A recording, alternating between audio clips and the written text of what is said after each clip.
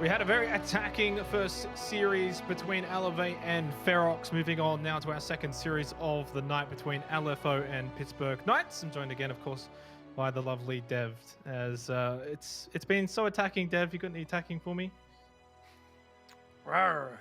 Attack me with no. I was going to say like attack me with some that was a bit stats weird. or something, you know, like some analytics.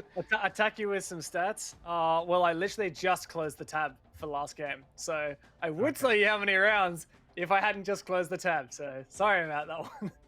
That's okay. That's okay. Of course, for those at home, keep up to date with the socials down below. Get voting in the polls as well. A lot in the last poll vote, not quite on the correct side. 60% choosing Elevate in the end. 1-1 series draw between Elevate and Ferox. Moving forward, though, now onto LFO and Knights coming up. Very interesting between these two teams, and really both around the same mark in terms of the leaderboard. Yeah, very much so. These two teams and Ferox are all really strongly competing for that fourth spot, which is a playoffs spot. Top four go to playoffs. So these teams are really vying neck and neck, and that means that those head-to-head ratios, those head-to-head performances matter even more. So this is a huge match with a lot on the line. Let's go have a look at the LFO lineup that they're playing with. Angmo, Sogs, Hills, Nasty Mims, Enigma the coach. They've been meeting or maybe even beating expectations this season of Six Masters. And I hope for their sake that they're not LFO for, you know, too much longer, because these boys have been performing very well. I mean, it's crazy to think that these guys came through the open qualifier, for which they didn't actually lose a series. They made through that bracket nice and easy. And then they faced Elevate, TBD, and Wildcard, the top 3 seeded teams in the league, and they have won a map against each of those teams. That is nuts. These guys, if you like dark horses, if you like underdog stories, these guys are your team to go for. I do like me some dark horses, but I'm also a fan of Knights as well. We got the Pittsburgh Knights, who are fresh off and thumping of Kanga last week. 7-2, 7-2 on Clubhouse and Kafe. These guys are bringing some form into this matchup against LFO. Yeah, they had a great performance against Sinister the week prior to that as well. A draw of maps, and the same against Ferox the week prior. So these guys have only dropped 2 maps so far in this series, and I know that there's a lot of there's a bit of a rivalry between these teams. We've got Knights and LFO, so I'm particularly keen to see how this one plays out. I know there's going to be a lot of hearts ready, passionate to support either of these sides, and of course, whoever comes out ahead in this matchup is likely to edge out that way on the leaderboards and puts themselves in a much better position of making playoffs. Certainly agree, as we'll eventually make our way towards the maps and how that's going to play out between these two teams. I mean, I was looking at the notes that you so lusciously prepared, and what's interesting and what has stood out the most is Clubhouse and Kafe both performing very well on those 2 maps, which I personally want to see, because I love those 2 maps the most, and they were both, ironically, banned out in the last series. Yeah, particularly Clubhouse I would love to see, since LFO's been so good and defeated, 7-2 Elevate, 7-5 Wildcard. I want to see these 2 teams go at it there. Yeah, so we're going to see our bands first up, and, well, there's going to be Villa and Coastline. I'm actually a little bit surprised potentially from the Villa of Pittsburgh, but they haven't been performing well on it. I guess they don't want any surprise picks from LFO. Yeah, and guess what? Clubhouse is still in. Surely one of these teams is going to pick it. Knights do get the first pick here. If I'm just going to do a bit of speculating, Knights are good at Clubhouse. They're good at Kafe as well, as you mentioned. Maybe LFO, a bit more mixed results on Kafe. So if I'm Knights, I'm probably going to go to Kafe. I feel like that'll probably be Knights' pick. And then hopefully LFO picks Club, and then we get both of them. That would just be awesome. Let's have a look at this pick. I'm spot on the money here, Kafe and Clubhouse. Look at that. I don't think I'm ever gonna. I'm gonna. Well, you've peaked. I've peaked in my first broadcast. I got them both right. But I'll give you a little golf clap. Yeah, no. I've started at the top, and now I've got to make my way back. It's all down. downhill from here, mate. It is. Kafe picked by Knights. Clubhouse picked by LFO. They're both actually fresh off a Clubhouse win. I feel more confident probably in the Knights pick for Kafe. To be honest, I feel like that's going to be stronger for them more so than like LFO having an advantage on Clubhouse. Yeah, for Kafe, I'm just going to dwell there for a minute because LFO, they've played it quite a few times. They played it in against TBD. They lost 4-7. And prior to that, they've got 4 victories, but those were all against not tier 1 teams, not 6 Masters level teams. They played in the open qualifier to get here. They beat a team called Eura twice on, and they beat another team called PC419 who plays in the LPL leagues. But they have yet to beat one of these top level teams like the Knights. So this is going to be a big proving ground for LFO on Kafe. Have they fixed up their Kafe? Are they going to be competitive? Otherwise, Knights going to be pretty good on that one. Clubhouse, total bloodbath, can go either way. Well, let's see what you guys at home think. Well, think how this series is going to play out, and that is a lot more closer than the Elevate Ferox poll vote. 37% to LFO, 39% to Pittsburgh. You really can't split that much more. I think that might be one of the closest poll votes we've actually had this season of Six Masters.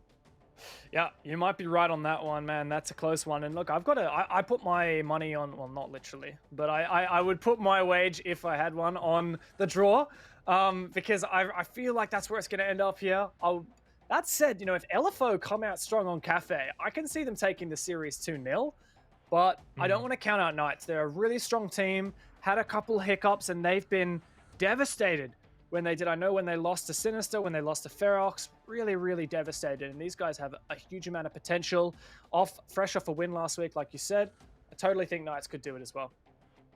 I think the draw is probably the safer option rather than going one way or the other. And that is indicative of how this series potentially could play out between LFO and Knights as we head into Kafe to kickstart the second series of the night. LFO and Pittsburgh Knights going to battle it out on Knights' first map pick. I'm keen for this, Xenox. We get to see how these teams have developed. As you mentioned, fresh off a win last week is Knights, a 7-2 against Kanga. And, well, LFO last time they played this was 2 weeks ago against TBD, and they lost that 4-7.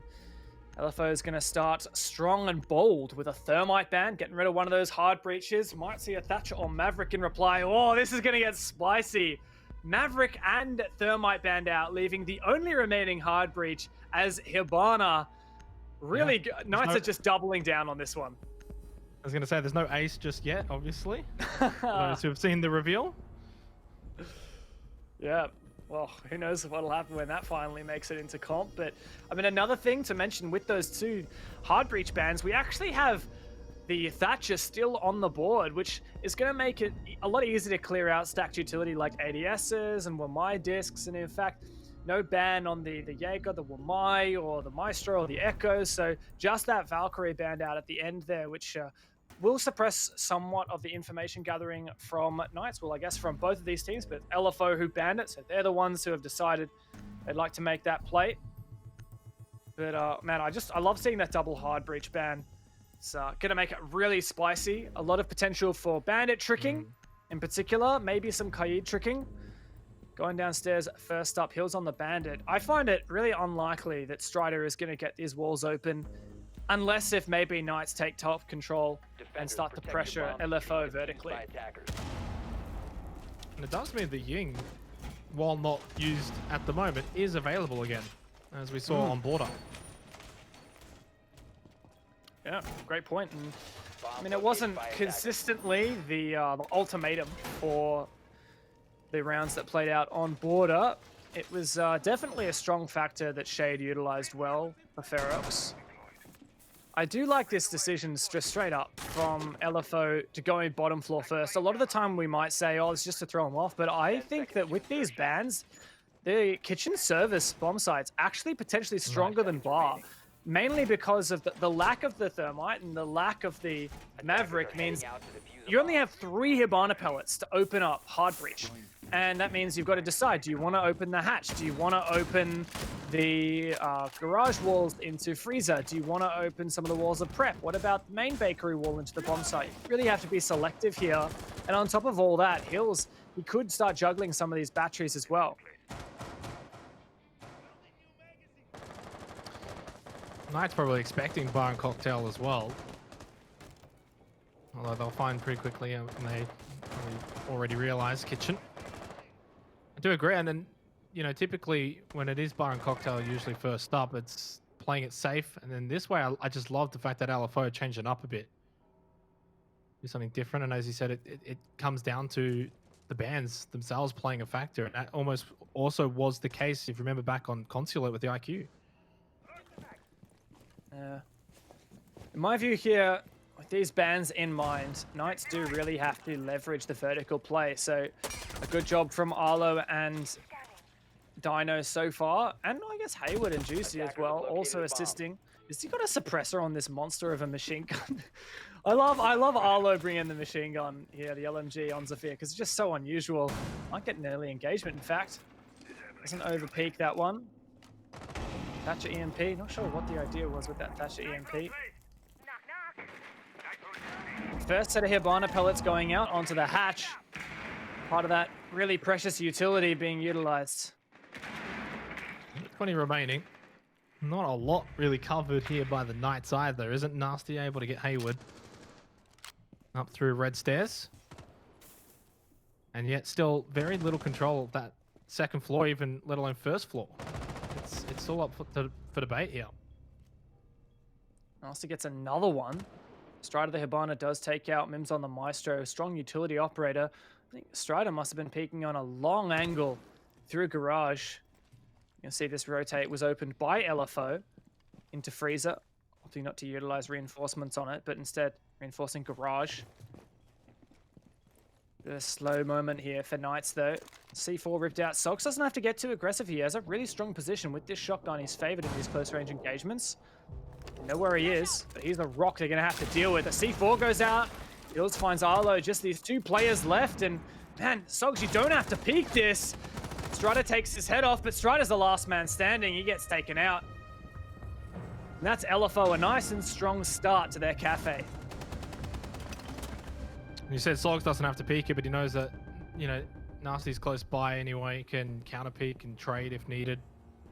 So they peek it at the same time, and in the end, the net result is a win for LFO. Over to bar and cocktail now for this second round, and well, a good start. That's where they'll be happy to see that at least Kitchen played out very much in their favor, and going forward here into Kafe, they can rely back onto it later on if they need be.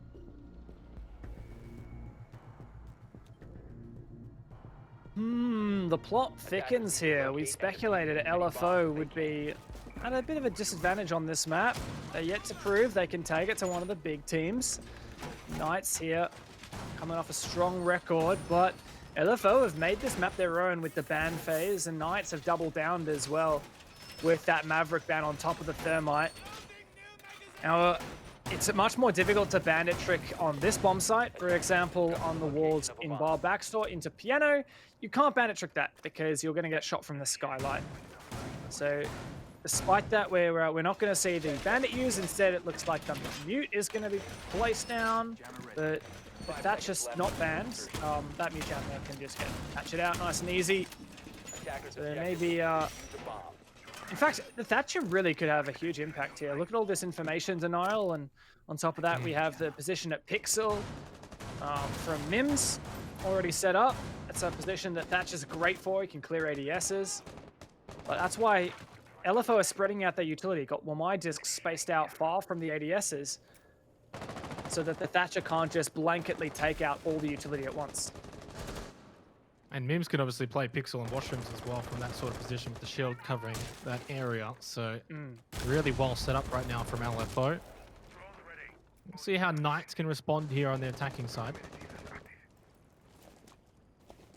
LFO are really taking the fight to this game. A C4 thrown out the top. Doesn't find anything, but it just is a statement from Sogs that he's here to stay. Let's see if this nade does connect. Yep, and that's the shield gone down. Sogs taken so low for it as well. Going to take out as many drones as he can, but doesn't get any for now. So low HP, and he moves into elevator, drops the hatch, but Dino spots that on the drone. Sogs has to be careful. He's a man without a C4 and low HP, so has to be careful if he wants to make an impact this round. but a lot of utility used and a lot of information gained as well for Sogs. And the fact that he stays alive, I mean, it really could have been worse for LFO here. Minute and a half, they've still got 5 up. I mean, Sogs can just play a bit more defensively here. Dino just wants to make sure no one's roaming up red stairs. You can see, yeah, Sogs moving all the way into mining, playing really safe now, low health. Wants to be able to keep that 5v5 player advantage here. LFO maybe still just fall back a little bit if they want to. You can see Mims at Pixel can actually just fall back all the way to white stairs. They can give Knights a bit of position here at the Cigar. Knights have been slowly but steadily getting this ground. Bill's also roaming downstairs. Sledgehammer's going to deal with that castle barricade nicely, but Nasty's going to use his gas to delay the take from Pixel. With at least one Hibana pellet used. I'm not sure how many Hibana X Kairos are remaining on Strider, but surely not enough to... Here we go. 2 left. That's enough for either a line of sight hole or a vaultable hole. He's going to go for the vaultable hole, but that's muted, so that's just going to have to get rid of that mute jammer for him to detonate these. There you go. There it is. Here's an avenue potentially going to be opened by Knights. Able to get Angmo as well. 3 versus 5. They'll get another one here thanks to Strider. Mims gets taken down. Knights, well, they've probably got this round now. I don't think Nasty's going to be able to win a 1v5 from this position. 10 seconds to go. And LFO looked good from the beginning of this round in the way that they were set up on the defense, but Knights on offense come up big. Yeah, it really didn't feel like that was going to be a 1v5, did it, eh? Knights were slow, but they were sure. Arlo, we didn't really see this on camera, but I noticed it on the kill feed. Arlo took out Hills, who was roaming downstairs. So Knights doing a really good job of compartmentalizing here, having players dedicated to hunting down these roamers, and simultaneously those guys can get their job done, while Strider and the Thatcher and the rest of the guys upstairs can take control of Piano Pixel and open up avenues onto the bomb site.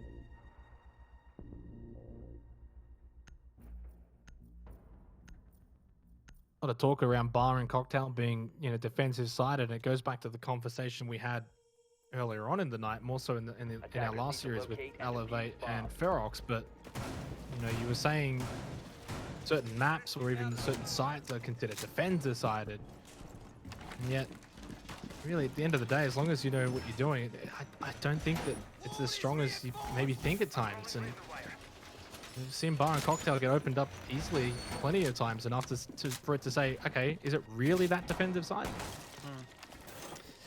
Yeah, I'd have to run the stats, but definitely not as much as people would think. Echo being utilized by Mims, but we know Haywood's good with this IQ scanner, so I'd be surprised to see that Yokai taken out. A lot of deployable shields as well brought. In fact, 3 different deployable shields from LFO. One in Freezer to help protect against that position if the backstore wall is opened up. One at Pixel. Not sure where's the third one. I didn't actually manage to see that third one. They haven't got the Cigar one. They decided the nades are going to just deal with that nicely. Oh, Mims, just to keep himself safe at Cocktail. That's the 3 deployable shields. Also does give Mims some good angles to contest all the way on towards Cocktail. Sorry, towards Cigar. Not quite as aggressive with the Cigar defense this time though from LFO. Knights might be able to just get in a bit quicker here. A lot more positioning around that eastern side, back over towards Cocktail. Arlo through the skylight. Oh no, drones in, clears out Cigar. Piano stage is cleared too. Angmo just holding at Pixel. That shield. Strider now already inside along with Dino at red stairs, and they're going to set up in the same way that they did in that last round. Just double check, make sure second floor's clear. Play from there. One might spotted on this shield.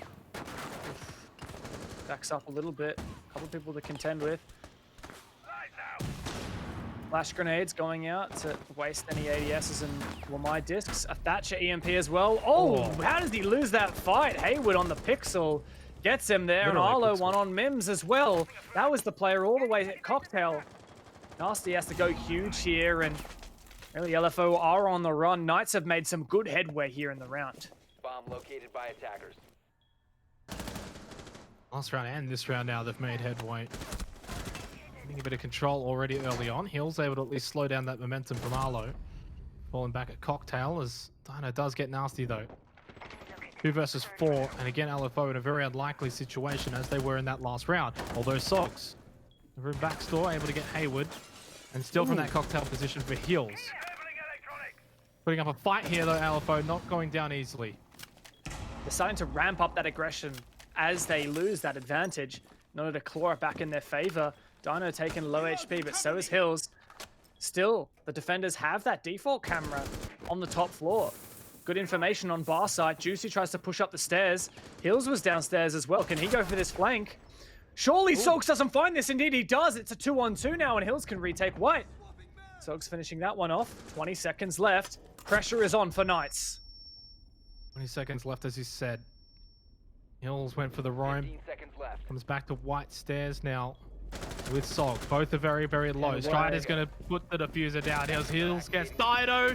Hills will get Strider as well. 2 versus 4. No worries at all for Hills and Sogs. And LFO take the round 2-1. Disable the diffuser. Gotta be happy about that one in a 2 versus 4. To claw that back, Sogs and Hills deserve a pat on the back after that one. Well, I mean, I said it wasn't looking good. It was looking very similar to that previous round prior. But things changed very quickly, and a lot of it thanks to, obviously, Hills and Sogs, but I think most of it to Hills at the start there in Cocktail. Left. And Sogs knew exactly when to get aggressive and when to retake the position at Cocktail as well. So huge credit to him. Both of these players really held their own. It was no one player there that won that clutch. It was Sogs and Hills together working in conjunction. And look, with that successful win on bar, it's been enough rounds. The kitchen and cooking is unlocked and LFO can make a return. Putting this into context though, I mean, LFO, they haven't lost they haven't been 2-0'd yet this Six Masters. They've won a map against all 3 of their opponents, the 3 top teams in the league. And coming in to this match, I know that Enigma, their coach, had some pretty fighting words about it, saying that we're going to win and we'll see who the tier 2 team is after tonight. Who are Knights? That's it. I mean, big fighting words. It's Enigma who said it. So, I mean, he's the one who's going to cop it if they lose. And, I mean, he's the one who gets to gloat if they win. 5 seconds left. Well, Hills and Sogs are definitely gloating after that last round. They're going to have to keep it up. And yet, it feels like maybe a band-aid over the crack here, because 2 rounds in a row, Knights were able to clean house a little bit on this 3rd floor of Kafe. But obviously Hills and Sogs put an end to that for the time being, back down the 1st floor. And for Knights, I think it's a matter of that perseverance here. I'm sorry, I just want to... This strat. What is this? Castle barricades upstairs, pre-placed holes by the defenders. This is like a hard hold of Train. Like I was identifying previously with the Maverick and the Thermite Band, it really enables... it really forces, I guess, the attackers to go above to clear out these positions on site. I mean, that was assuming that a bandit trick was going to be utilized, but there's no bandit taken here. So, I mean, LFO are going for this hard hold. A lot of castle barricades around mining, turning it into a bit of a kill box, an awkward position for Knights to enter. A very unusual strategy. It's going to be up to Mims and Sogs together to hold it. Sogs with the first pick. He's just on fire tonight. That's one way to make Dev excited. You bring a castle and you know you're going to get me. You're going to get me just going. Bring a castle, set up in a room, and he'll love you forever. But I think also then getting the pick onto Dino really just completes it for Sogs and makes it worth it as well. They might just stun Knights a little bit now on their attack. They might be thinking, geez, what's going on in there? What's so special about mining here with Sogs really holding this up? They have to now start to push through here, and it's going to buy so much time as well on this attack from Knights. And utility. Now Hayward might find Mims. Juicy looking to finally pinch Sogs here. Concuss now. Sogs isn't going to win that fight. Hollow finds another one too. Suddenly things are turned on its head. I thought Knights might be a bit starved for utility because that sledge was the first one to get taken out, and Arlo had to use his explosive lifelines on the castle barricades. But it doesn't seem to have mattered because Knights have really regained this man advantage. Have they, though? Because last time they had a 2 versus 4 advantage, it backfired dramatically. Although it's not Hills and Sogs this time as the partner crime. It isn't Nasty and Angmo. Claymore's going to be destroyed. So Knights now in this situation, you have to think of probably coming, hey, let's not throw this one away as well. We really should be up 2-1, making it 3-1 now. Instead, they've got to just look to make it 2-2 with their 4 versus 2 advantage.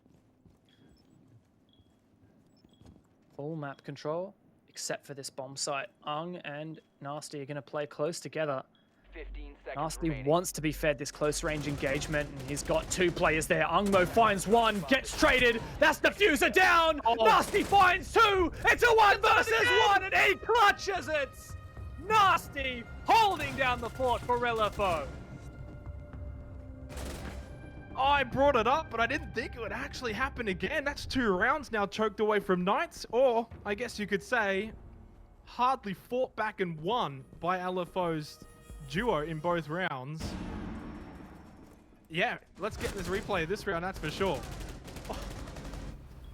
That was nuts there. He wanted this close range engagement. That's exactly what he got. He even went for the last one as well. LFO, some huge performances here. They're up 3-1 on their defense.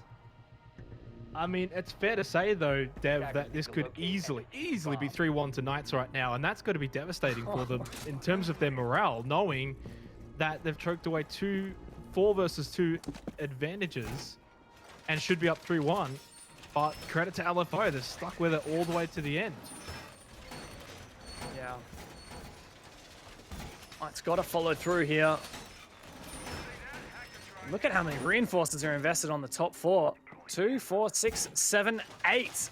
8 out of the 10 reinforcements from LFO invested on this cocktail hold. When, reminder, reading in Fireplace is the bomb site. We know how important 5 seconds remaining. this cocktail hold can be, but really LFO is going just like all in. 2 hard breaches are banned, leaving only Hibana left. Reinforcing all of those holes really gives Knights no opportunity to take advantage of soft walls. They're going to have to use that Hibana or funnel through choke points, and I really like that decision-making process from LFO.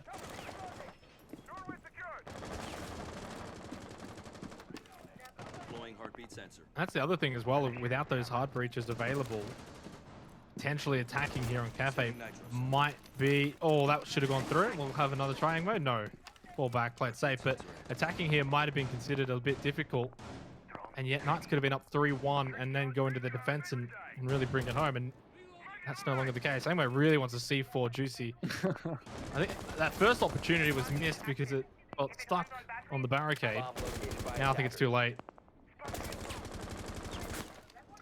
Or is it? Is he really going to take this gunfight?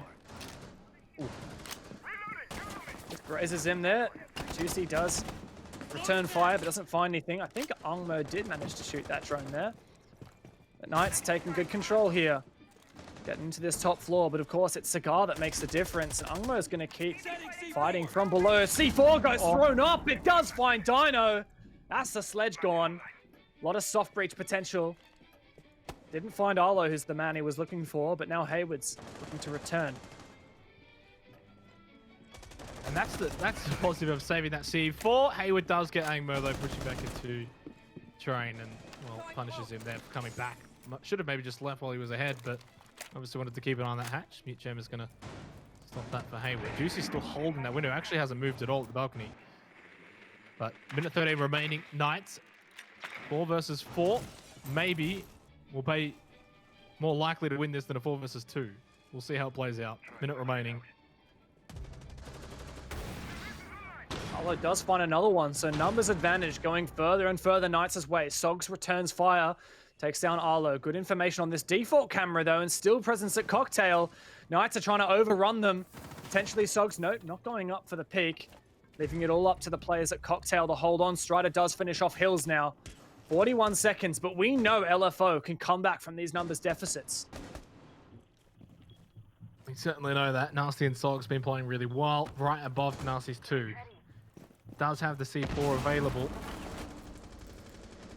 Oh, almost gets caught out. He's going to take a few shots. I believe it's Juicy. It is. Oh, that's nasty. From Nasty. 2 versus 2. Hayward's able to get Sogs. He's in at least between both bomb sites 10 here. seconds So remaining. getting this plant down is still going to be difficult for Knights with 7 seconds left. But Nasty's got 5 no seconds health left. at all. Cannot take any damage whatsoever. You're not committing that plant yet. It's a 1v1, but the feet holes are the bane of Nasty, and Hayward thankfully puts an end to this madness. Knights just should be thankful that they've gotten around on the board. Way too close for comfort once again. That's maybe a breath of relief for Knights from this round, I think, as well, considering how this map was moving away from them a little bit at 3-1 when, you know, this is where we go back to this. Is this scoreboard really, you know, showing the true story here? Because Knights, again, they probably feel like they should be up 4-1 here. Yeah, but 3-3 would still be pretty good for them as an attacking half, especially with this. I mean, I've been harping on about the Thermite Maverick ban. I feel like it's quite impactful. That said, Thatcher is in. It does force the defense to play a little bit differently than if the Thatcher was banned. So we'll see. Knights, if they can edge out a 3-3 here, they definitely could be in a winnable position, even without overtime. The LFO have one last chance to ring out on their defenses, going back up to Bar Cocktail. Lost at the first attempt and then won it on a 2 versus 4. And I mean, a 2 versus 4, right? That's not the kind of round where you say, yeah, they're definitely going to win that again, right? They only barely won it in a 2v4. So, yeah, surely there's a response here from Knights. Attacker's objective is to defuse the bomb. I think 3-3 probably is the most fair result for the half. We get to that point, and I think neither side should be too upset. But for LFO, if they can go into this half 4-2, you've got to be feeling ecstatic with how they've performed here on the defensive side and how things could have been the complete opposite to then go onto their attack and they're needing 3 rounds. Final attack here for Knights. Bar Cocktail, as we've said, and well, hit and miss has been the way that Bar and Cocktail has gone so far tonight. Can I just have a moment of appreciation for Arla's suppressed LMG? I know I mentioned it earlier, but man, I love that thing so much. It's so good, and there you go. Thank you, on cue. Tap, tap, tap. A little bit of a t-shirt cannon there, and takes the head off of Ungmo, and that's great control already established with Pixel. Only 1 minute down, and there's already control of Piano, Cocktail, and Pixel. That's nuts. Oh, uh-oh, that's gotta be terrifying. There's some defying gravity stuff. Honestly, trying to take the position of Pixel and Washroom. Probably more so now, just wanting to bunker down into washrooms. Dino might just have to be held up here by the smoke. We're at 30. You said they got in here early, but now pushing past Cigar and Piano is going to be difficult.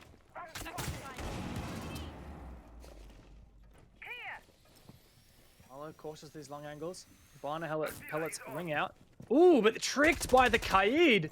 Excellent work from Sogs. We've talked about how starved the attackers are for hard breach here, and that's 1 set from Strider gone. All it would have taken was an extra Thatcher EMP from Juicy, and that Kaid trick would have been countered. Doesn't look like there's a potential to counter this Kaid, this Hibana, which was on the washrooms wall. But for now, the backstore walls are safe and intact. Arlo finds another one on the round, as Mims, trying to peek aggressively, loses that gunfight from Cocktail.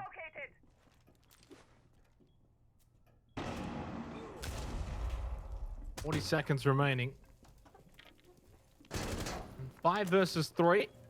Not impossible for LFO with how their defense has been holding up so far.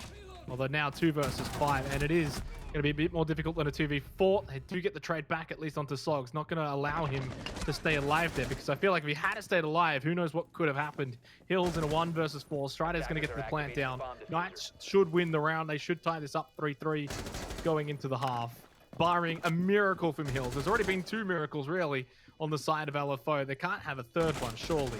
It's unfair if they were able to get 1 more here on their defense. Attempted a retake, but come on, Knights aren't going to lose this. Surely not. Player on the flank, and he lands his shots onto Hills. That's juicy. I was a bit worried for Knights when they got those Hibana pellets tricked, but after finding that first kill, they found a weakness they could exploit. They just kept heading in. There's only one refrag opportunity for LFO, and that was immediately responded to by Knights. Really nice attack there. And looking at a 3-3 half, now it's maybe not what Knights thought they were capable of, but it's a good position to be in. And they should be able to lock this out on their defense. And I mean, 3-3 at the half probably coincides with how close everyone in the poll vote thought it was going to be, how close we thought it was going to be between these two teams, and probably indicative of how close these two teams are in general. And yet, I just keep going back to those two rounds that Knights weren't able to capitalize on, and you just think this could have been 5-1 in favor of Knights. So can we see LFO capitalize here on their attacking side? That's the question. They've been able to put themselves in this position where they only need a few attacking round wins. Now, LFO were the ones who banned that Thermite. I wonder whether they were expecting the Maverick ban here. A lot of teams have just been opting to bring the Maverick, especially in a Thatcher ban meta. People just bring the Maverick, especially on this map. You can open up really what you need to for the most part, and you've got nades as well to deal with any shields or Maestro cams, whatever it is. Or even players, I guess. Nades have multiple purposes. So LFO, without Maverick, without the Thermite, just this Hibana. How are they going to deal with it?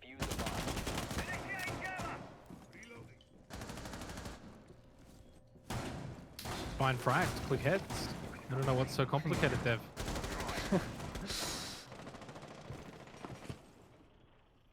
Oh, I like this little hole. That's what, just one part of the elevator opened up. I mean, that's really, though, what Knights are doing on their attacking side, right? Taking those duels a bit more often. You saw Arlo pushing in a lot. Speaking of Arlo, Mims is going to find him. That was Knights' strategy. It seemed to pay off on the offense. On the defense, though, Arlo does go down early, which opens the opportunities up for LFO and attack. Their first attacking route. They can take control of second floor. Very much a vertical take so far from LFO, pushing in from downstairs. Not meeting much contention. I wonder whether Arlo was simply unaware that he was being hunted. Elmo pushing in from the top floor. He's got heals nearby. Nomad charge going to placed. Air jab to prevent that flank up white. We know Knights are one of those teams that they do like to go for those flanks, especially players like Hayward.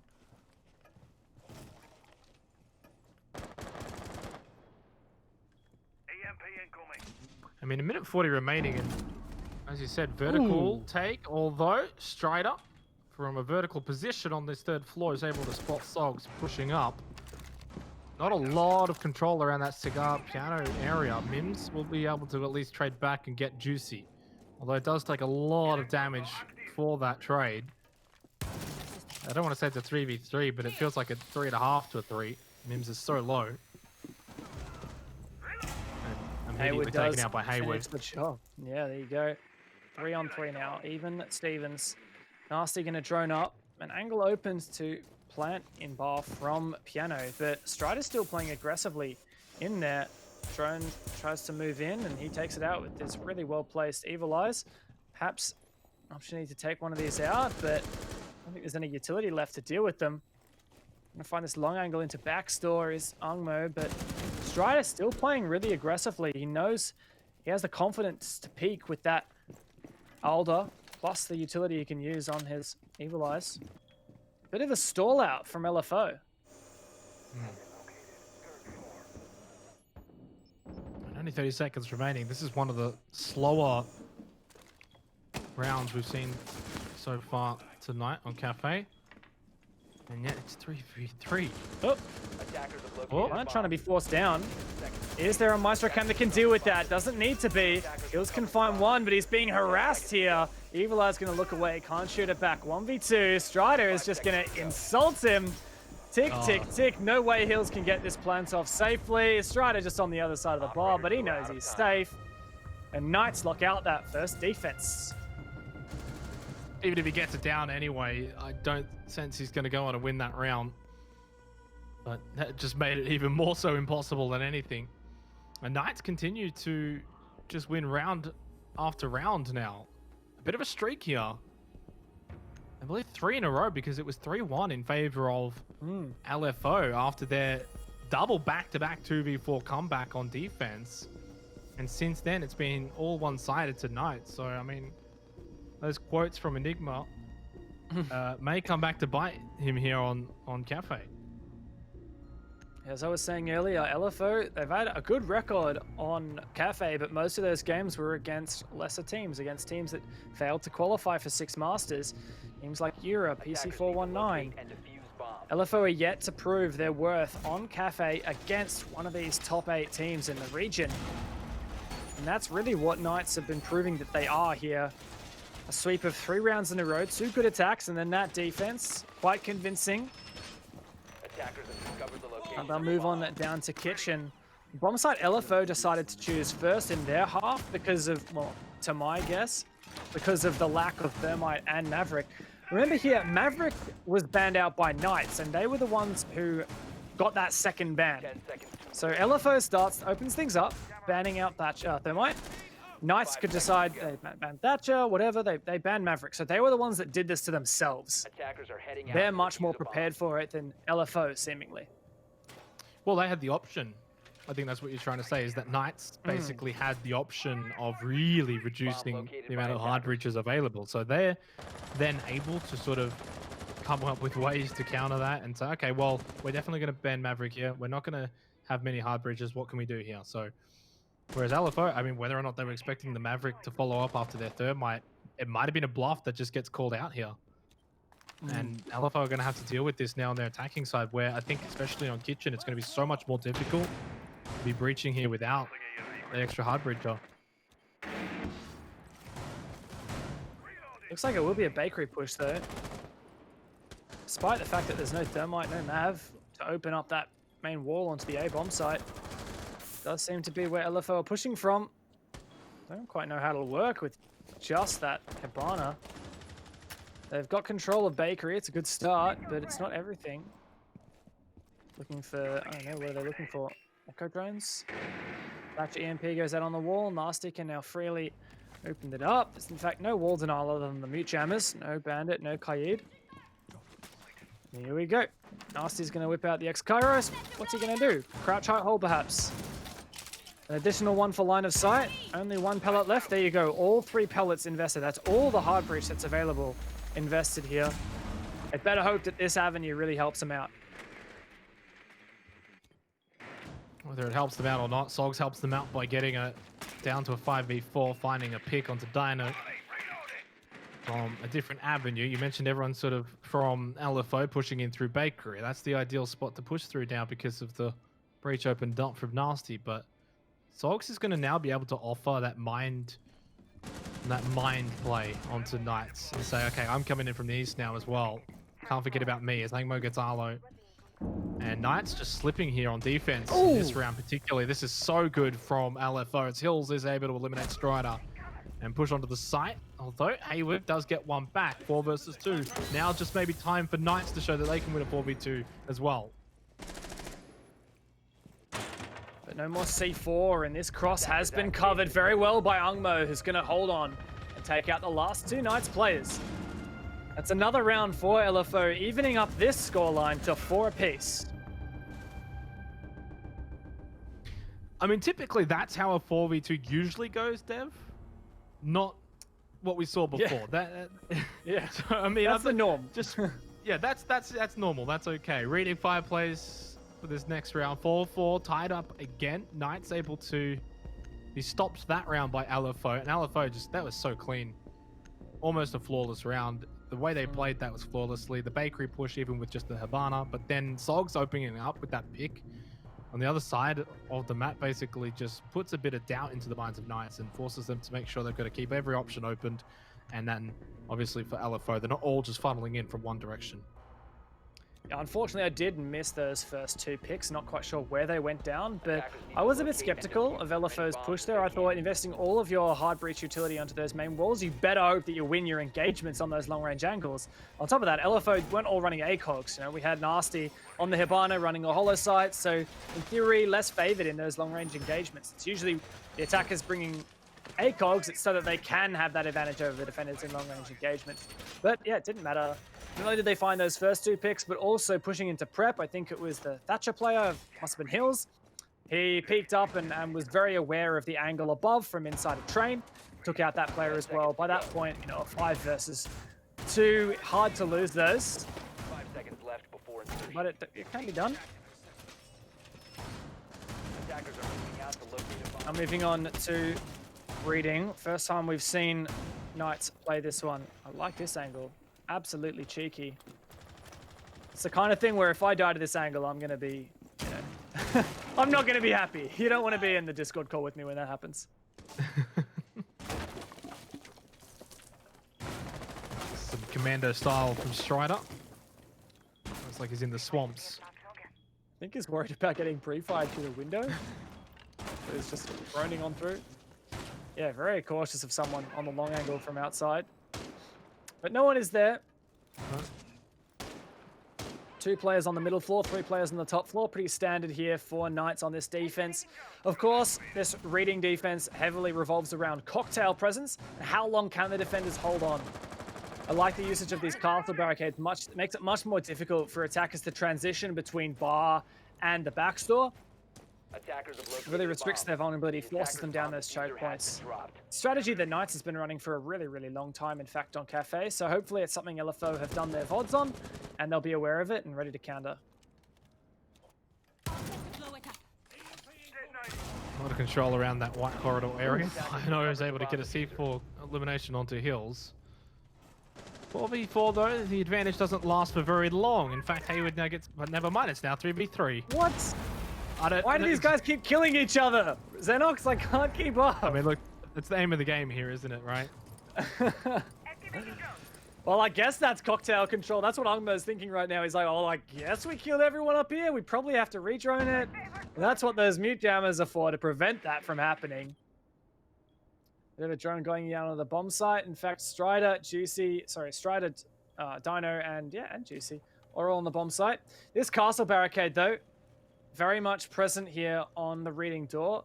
We'll need to see LFO get rid of that before they can execute in this typical position. The later they leave that, the riskier this gets. They've really fallen back early though. 50 seconds remaining. They're going to give up all control of that 3rd floor. Are the Knights? Dog's able to just break that castle barricade open. We saw an unfortunate incident at that door earlier on where you just funnel through. It's so easy for the defender to just keep an eye on it. Angmo, Tog's got to be careful if they're going to push through here. Angmo actually goes deep. Gets back out again, 23 seconds. Got to start your plant soon, mate, otherwise you're going to get desperate. Hibana opens up an angle to pinch off Dino. Sogs finds another one onto Strider. Juicy to hold. He gets 2 with the SMG-11, but there's no ammo left and no time to reload. Onto the shotgun, but Dino finishes it off. And Knights hold fast here for another defense. Yeah. I mean, the smart play, pushing back early, I guess, and playing a little bit more defensive, making sure no one else was going to be able to get picked off. I mean, we didn't quite see every single kill in that game particularly, so it was a bit hard to sort of judge. But as you said, I think it was a lot of the fighting was around that cocktail position. Everyone died at cocktail at once. These guys just refragged each other out until everyone was dead. But it'll be bar again. It's the, I've just noticed, have you noticed every single round, Sogs picks an operator and then just 6 picks Zafia? Every single round. Last round it was Ying, this round it's Montaigne.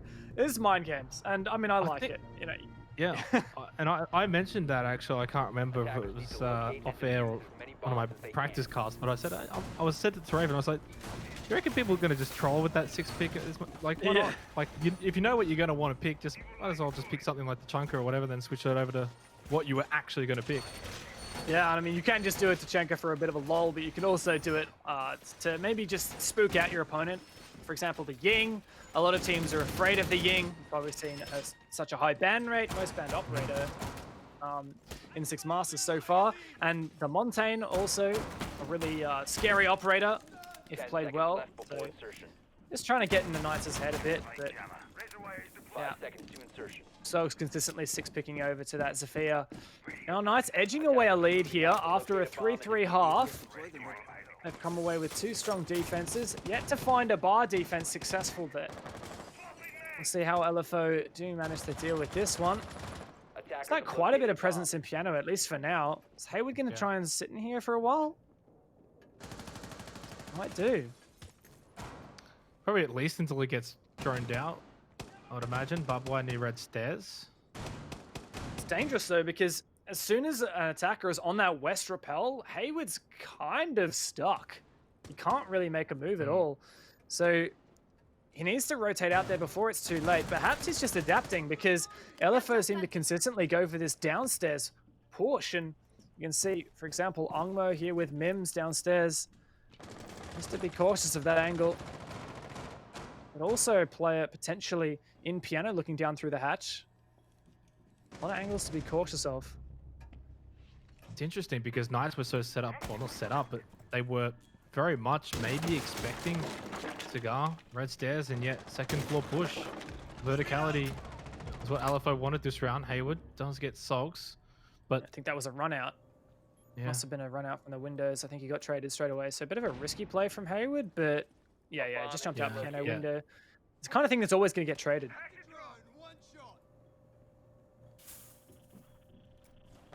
I mean, I do like to see the push for the second floor for LFO. They got in super early, so they got enough time to play it.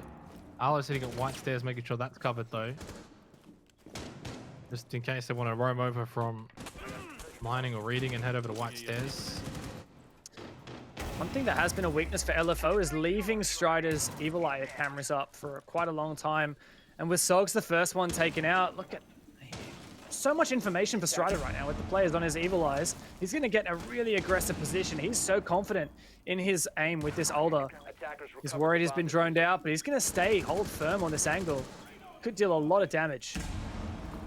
50 seconds remaining.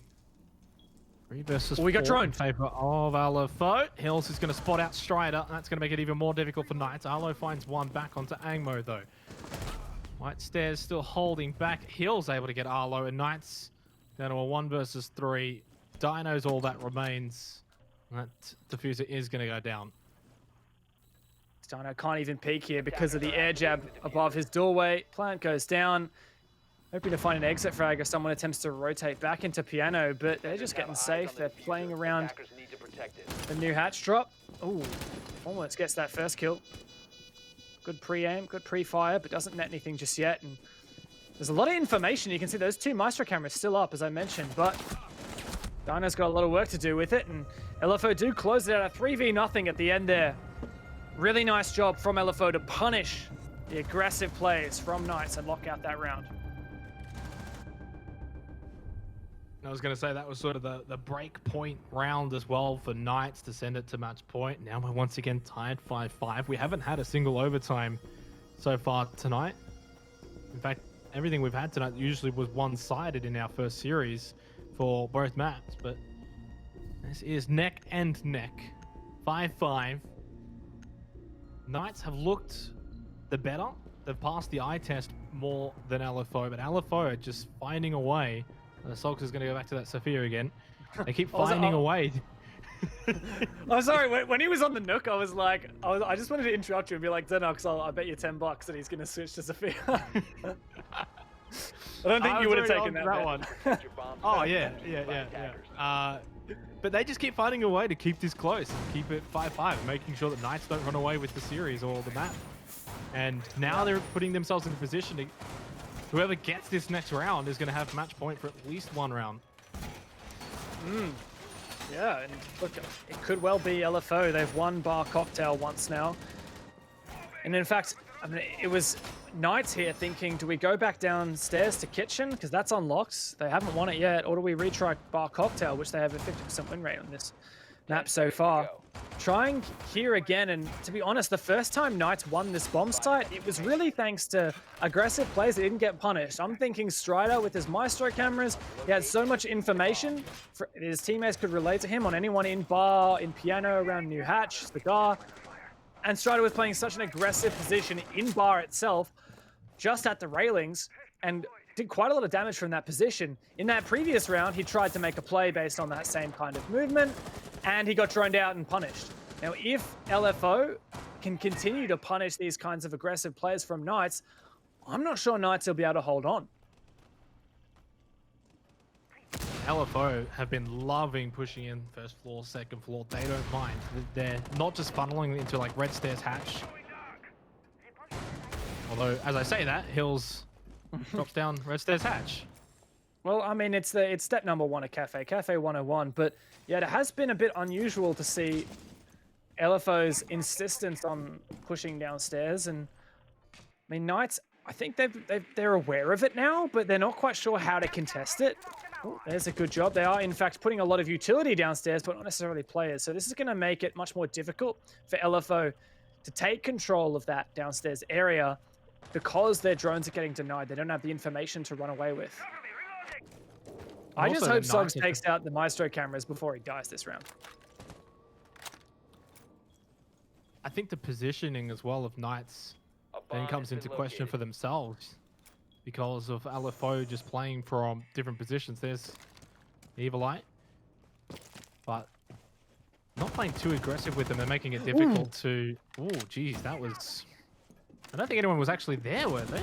Strider was just prone right next to that bar. Prone right next to that bar, and I think he's aware that Strider's been playing in that position, so he pre-fired around it. I like the idea. Oh, Definitely didn't connect, though. No, not at all. Other Mozzie Pest catches a drone here. Mims does open proceedings, but traded back. A couple pre-fires goes Strider's way, but doesn't find anything. What's the go, LFO? Like they're just trying to flush Strider out of that position. Get him to move, but he's not budging. Happy to just keep holding that. Drone's going to be cleared out. White corridor now push for Angmo. 40 seconds remaining. LFO coming in from a few different directions. Hayward, though, steadfast, holds his position at White Stairs. Probably knows that White corridor has been compromised. Angmo is getting super aggressive with his push. Hayward's going to completely punish him as he pushes back up. And that's going to make it so much more difficult now for LFO. Although, as I say that, immediately Hills does pick up the kill onto Strider. They knew where he was in that position at bar. 15 seconds left. His plant's going to go down very soon. And there's the air jab, going to be capitalized upon. 2 more for Hills. Yes, traded out. Nasty trying to stick this plant. It's a 1v1. Is he going to stick it? He gets off, and he wins the fight as well. LFO take us on to match point, and that's the second time Nasty has gone huge with a clutch. Oh, he is nasty, isn't he? LFO are in a now. They're in a position, Dev. I swear to God, I cannot believe this. That they're on match point. But I keep bringing up the eye test says Knights have looked the better, but these last 2 rounds, the eye test now says LFO are here to play, and they deserve this match point, and that they've really flipped this game on its head. Regardless of how those first 3-4 rounds played out on the defense side, they've now switched it. They're now in match point and deserve it. Oh, Sophia into the Ash. No! Oh, insane! No. Never seen before strategy employed by Soggs here. He 6-picks off of Sophia instead of onto it. And he decides to just go full send and play Ash. Why not? Hey, it's not like he 6-picked off the Sophia to go into Monty, and has completely. No, he goes from like he's 6-picks between the 2 most similar operators in the game. Yeah. But hey, maybe the Sophia was the good luck charm. Maybe this might actually be bad luck for LFO here. Look, Jake, I want to ask you a question. Do you want to see overtime? I do want to see overtime. I bet you do. But and I won't lie. If we go to overtime, I have no idea who's going to win that overtime because it's so close right now between these 2. I feel like this is the best opportunity, and obviously, it's match point, so LFO have got this opportunity, but if they're going to win it, I think you're going to win it now because Knights haven't looked bad. LFO just keep winning those 50-50s. objective is to locate And the even bomb. winning the, the 60-30, the 60-40s, winning the 70-30s, Yeah. winning the ones that they shouldn't be winning, because they've won 3 clutches so far. 2 2v4s and then that 1v1 there at the end, just that round prior. But if Knights do tie it up here, that would be a straight 3-3 half for each team. Perfectly even defense and attacks. Quite a contrast to what we saw earlier tonight, which was very attacker-sided. LFO pressure is on to lock it out now and not go to overtime, where they'll have to switch back onto their defense at some point. Have looked the goods in the last 2 rounds, LFO, to put themselves into this position. I'd say overall, out of the 11 rounds played, 3 of them were that 50-50, as you said, maybe even 60-30 in favor of Knights. And they won all of them. That makes 90, not 100, mate. 60 to 30 Well, is 90. You're the one who said it, so I'm just going with what you said. we all know your maths is not the strongest suit. That's all right, okay. all Neither right. is mine. Moving on. 2 minutes remaining, though, and LFO, you maybe don't want to sort of rush your hand here, I guess. Yeah, they are repeating the pattern that they've been doing every single time, taking this control below. Trying to do some kind, like, I don't really know what it is accomplishing, to be honest, other than flushing out the player from Dino. But yeah, typically it is that cocktail pressure that makes the difference. Knights have Hayward retreat back downstairs. Suggs doesn't shoot that camera, electing to try to not reveal his position. Pushing up very slowly, just a crouch walk. This barbed wire is going to stop his progress, though. He'll have to either melee that or walk through it, either way, telegraphing his position. But there's no one nearby other than Juicy. Strider does kick off things with Nasty, the player that's been on fire. Is that refrag, though? Surely Suggs can't find another. He does! The barbed wire's not going to stop Soggs. Takes out Juicy. And it's a 4v3 LFO match point, and now certainly the match in their hands. Hills gets Arlo as well. They are on the verge of taking Kafe away from Knights. Dino and Strider are tasked with a 2 versus 4. It's been the map of 2v4s that we saw from earlier of LFO.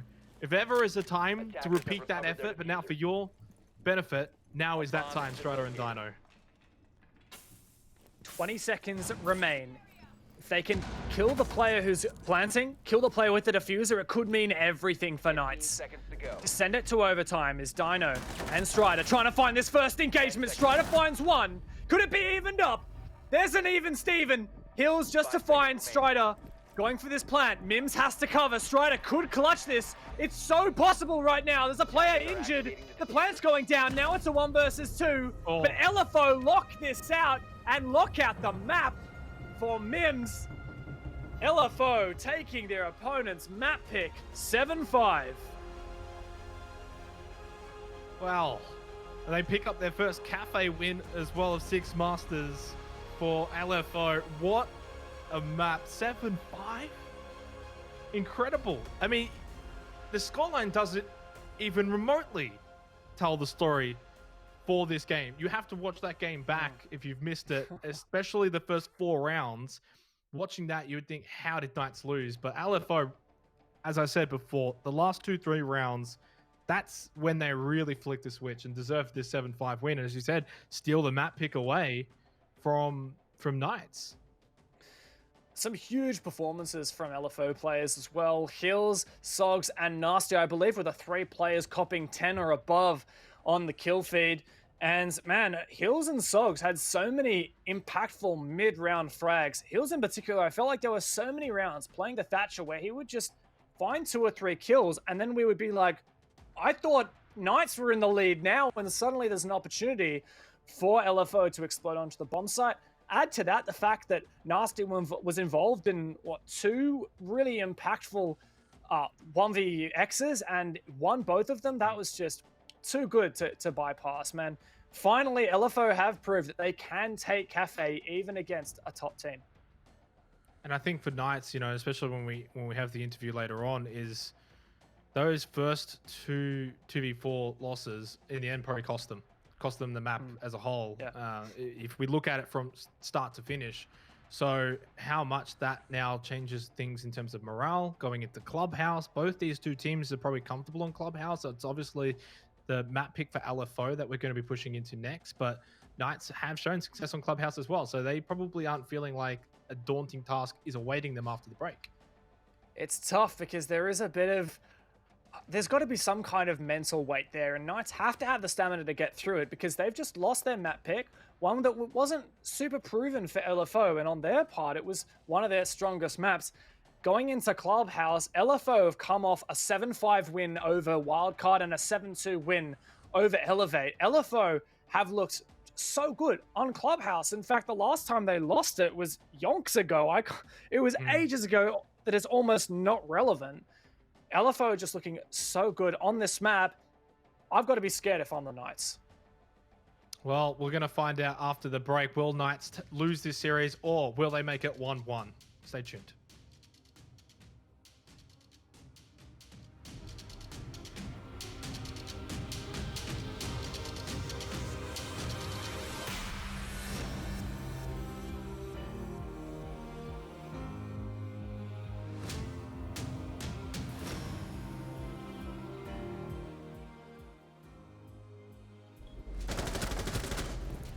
Seconds to go. Attackers are activating the...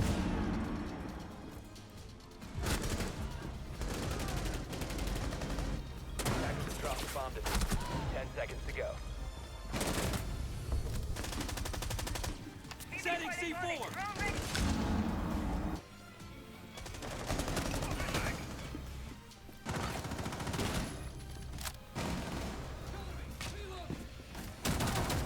Seconds to go.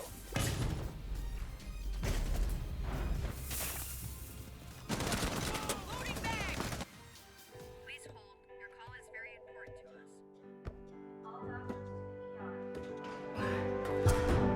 All operators are busy at this time.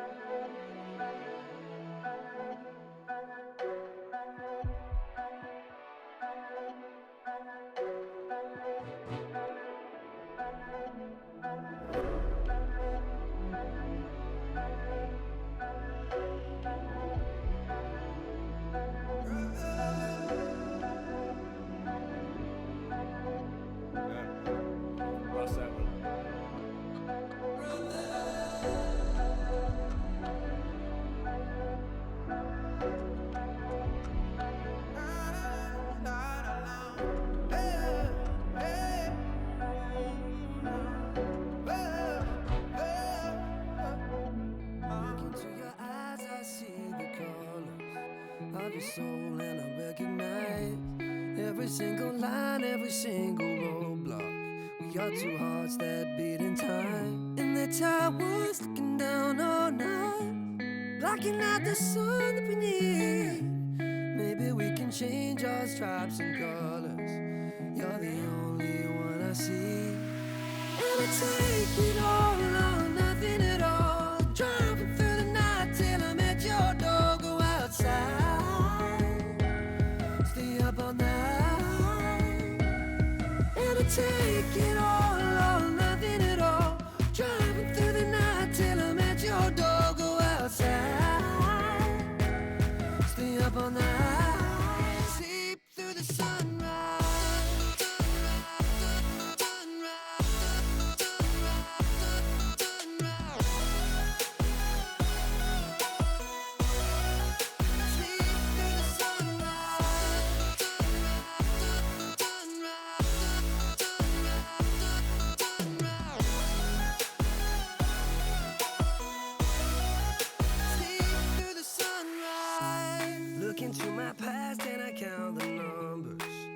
out for dreams that I left behind. I don't even care now that I've discovered a new kind of peace of mind. Up above us, looking down on us, there's an angel I know. We don't need to worry or discuss much. It's time for me to hit the road.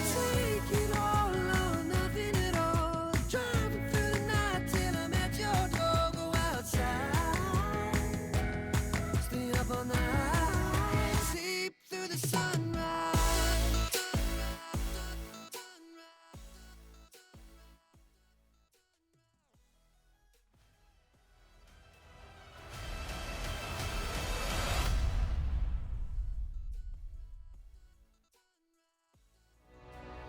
Well, we're halfway through this series between LFO and Knights. LFO stealing the map pick away from Knights on Kafe here at Playdate number 7 of 6 Masters. Dev, we head now forward into Clubhouse. It is the map pick as well of LFO. You give them the big chance of going 2-0 here for, I think, the first time this season. Yes, they've drawn every single game so far, but they've all been against really good teams. And they're also undefeated on Clubhouse so far this season. So it's going to be either a first proper double win for LFO or a first loss on Clubhouse. So we're heading into uncharted territory. I'm super keen. Super keen as well. And you know, it goes both ways. We've had draw in the first series tonight. Will we get a draw here at Knights? You know, I mentioned it before we went to the break.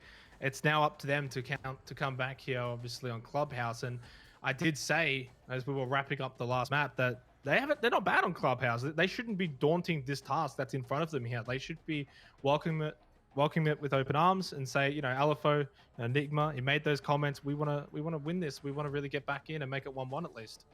Yeah, that's it. I mean, LFO are undefeated so far on Clubhouse and 6 Masters, but Knights have played it every single playday.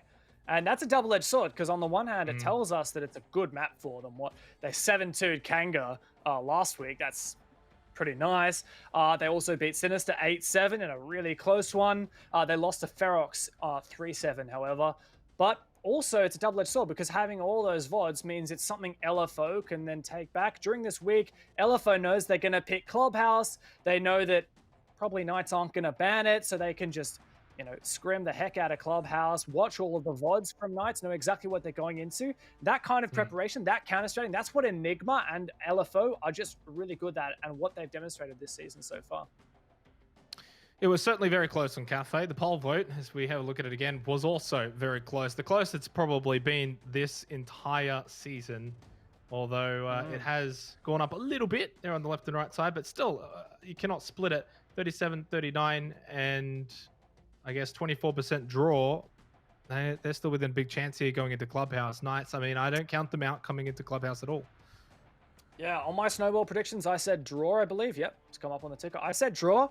To be honest, if you were to ask me at the start of the map veto, I probably would have said draw. But with LFO winning Knights' map pick, I'm actually tending towards LFO here. I just don't see LFO losing Clubhouse. They have, on paper, they have really good experience against Wildcard and Elevate. Elevate was a 7-2, and they have so many VODs to go against Knights. Like, we really need to see something from Knights here to take it to LFO on their map pick.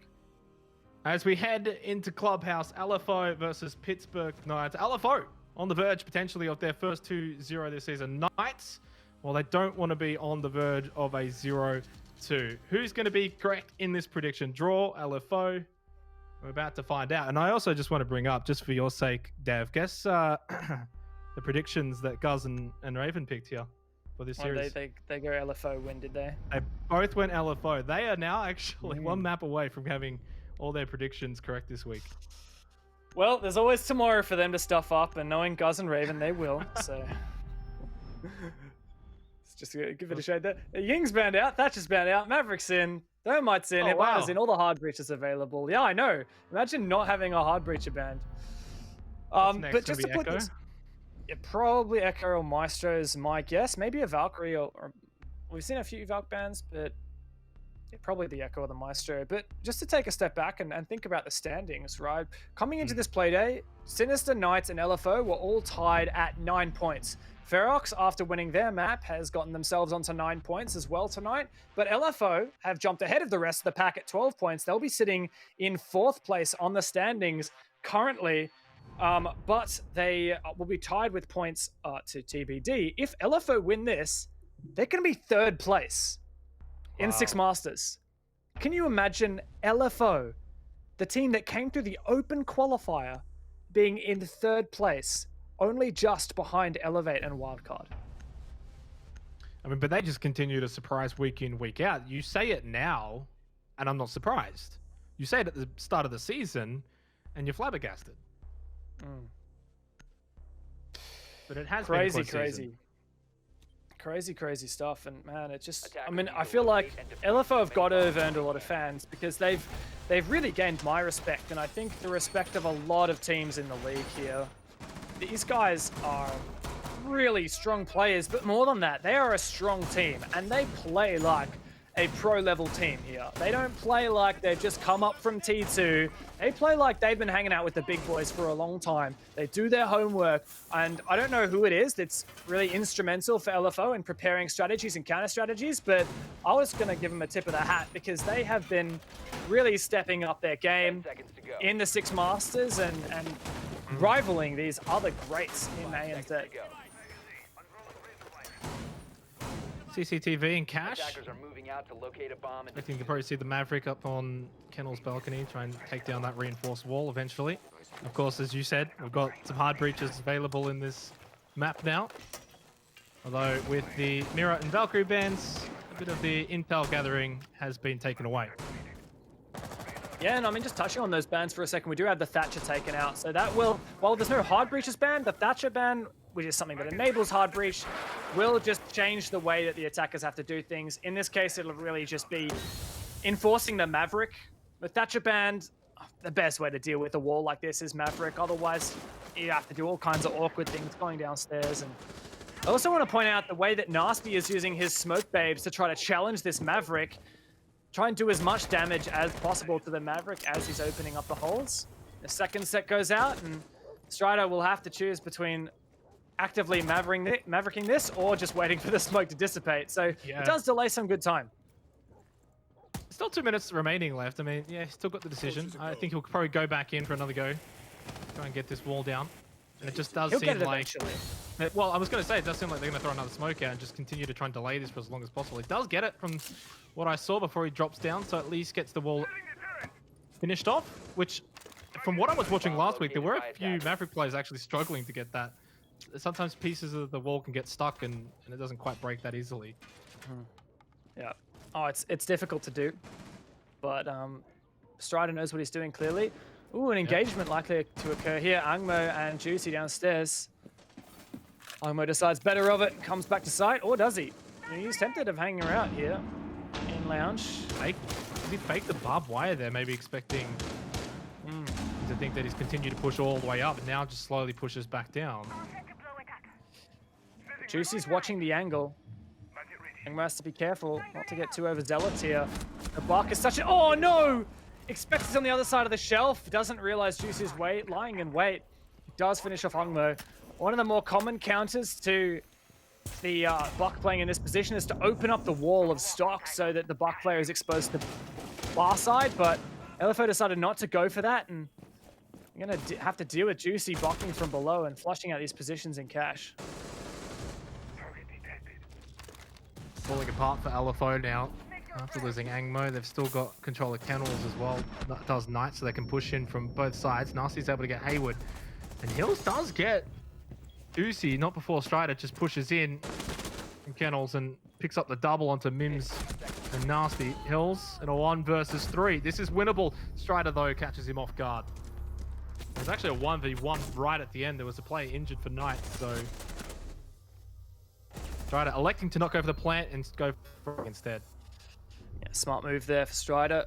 Strong round from him, opening up the main wall, getting in for the plant and finishing off that one. But I think, for me, the key to that round was Juicy on the Buck. Being able to go below, open up some of the key positions in stock, which lead to cash, the bomb site itself. Typically where you'll see a lot of anchors play. Not only opening up those angles, but then taking out Angmo, who is on the flank. And then I think he got another kill. I can't remember which player it was. Through those holes as well. Really helped out. And if I'm LFO right now, I'm starting to think, okay, if we're going to go back to cash at some point, we really need to make sure we can kill that buck or at least put him under extra pressure. Defenders And like protect I'd your mentioned bombs earlier, I and think that defuse opening by up the holes in the wall between bar and stock, little low holes, just ankle height, so that the buck is standing in there, you'll be able to see his feet from bar. That's a really nice way just to contest that.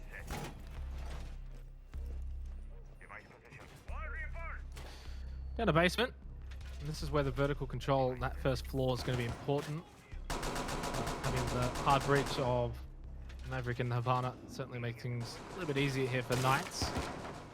Clubhouse is interesting where, from what the games I've been watching as Six Masters, it can be 50-50 in terms of attacking and defending. It's not give or take, 5 seconds but left it's before defender-sided map or attacker-sided.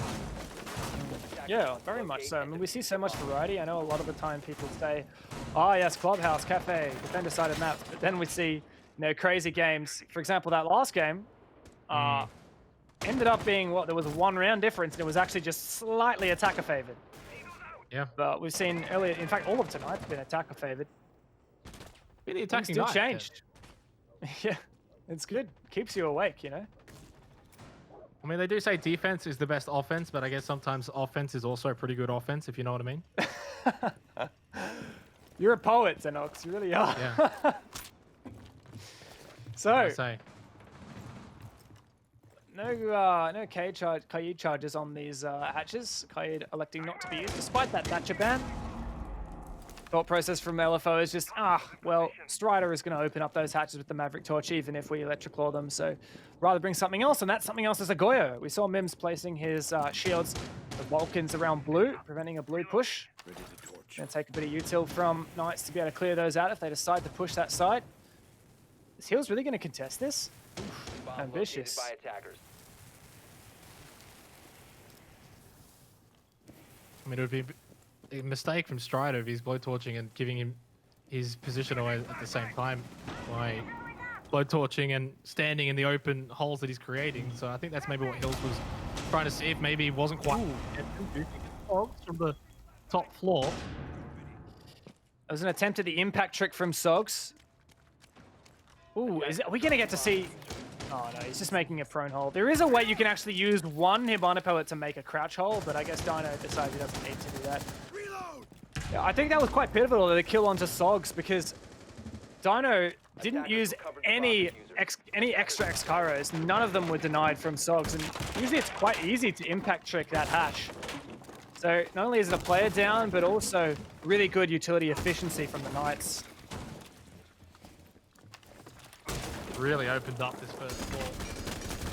Bottom floor. For the control into basement. Push to come soon though. 40 seconds. Oh, no! Whoa, Strider. That's a mistake. Oh, God. It's okay. Mistakes happen. It's how you fix your mistakes that matter more than anything. This might just delay the push though. Now they've got no time to worry about being delayed though. 30 seconds remaining. Arlo. Better nade from Hayward, at least showing Strider how it's done with the nades. 20 seconds left. Arlo keen on this blue push, but all the utility's gone. Pushing on in. He might actually be able to find something. Plank goes down. Arlo pushing in as well. Nice. Do close it out. Just forcing that plant down and cleaning up in the post.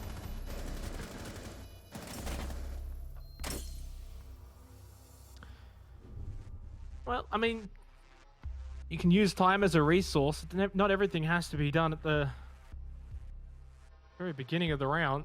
You leave things to the last second, but as long as you get it done, you get it done. Knights on attack right now have looked to be very patient on their offense, not rushing.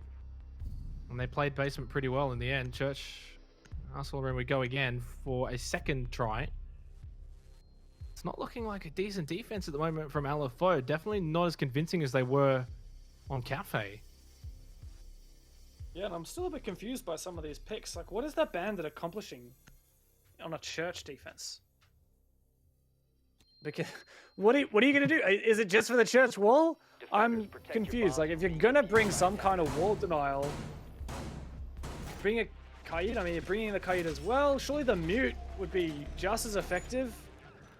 the only reason you would really bring a bandit is to bandit trick, but Knights are showing no intention of pushing church wall with the thermite charge or a Hibana pellet that you would need to bandit trick. So, and Thatcher's ban as well. So you don't need a bandit trick. Just chuck him down static. So, I'm pretty puzzled here by the bandit pick. I mean, he's got a good gun. He's got a C4, but you know, so does quite a few other operators that maybe could bring some other utility. Main change here from LFO. Oh, sorry, you go. No.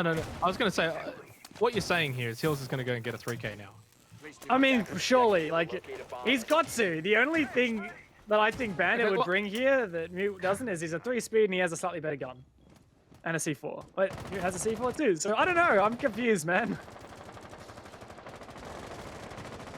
Well, I guess they are roaming, though. Maybe Hills is just comfort on the Bandit. It's pretty unusual, though. Often we see when there's a roam on Clubhouse, it's a really heavy roam with, you know, lots of mute jammers and Mozzie drones and reinforcements and hatches open, but neither Sogs nor Hills has a shotgun. Ungmo's going to find an opening pick. That's Arlo. I guess that was a spawn peek outside of New Blue. Yep, indeed it was. Yeah, really loose roam. Very unconventional these days. would you say it's an interesting room? No, I don't say interesting. That word is actually blacklisted from my dictionary. It's intriguing, I guess. It's intriguing. I'm intrigued. Plenty of time. Although for the first time, at least on Clubhouse, LFO may just have a bit of an advantage for taking out Arlo. There's Sophia Meister. Hills, now's the time to get that 3K I said you were going to get to prove Dev wrong on the Bandit. Surely he gets this. I don't think he's realized Hills has pushed up. Oh, that was a bit too aggressive. What are you doing? Oh. Damn, son. There's something a storyline we haven't really touched on tonight is Hills actually was a former player on this team. On Knights. He played with them for a very long time. He was actually, him and Stiggs were the two brothers playing on this team. So at least him, Hills, Stiggs, and Hayward go way, way back. Well, at least it evens it up now for the Knights. Yeah, good point. And I guess I have still the right to be critical of Hills' operator choice. He didn't really bring much utility. Could have just played mute, I guess.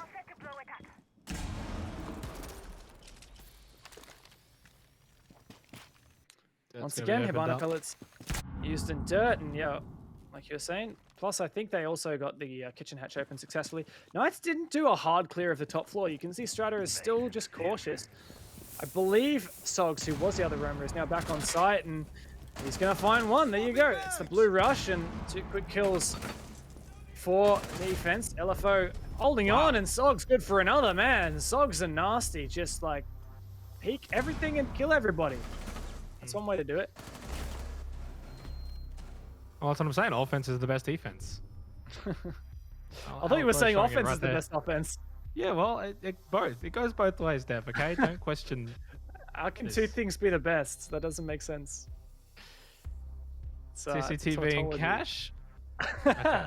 All right. I see you trying to change the subject.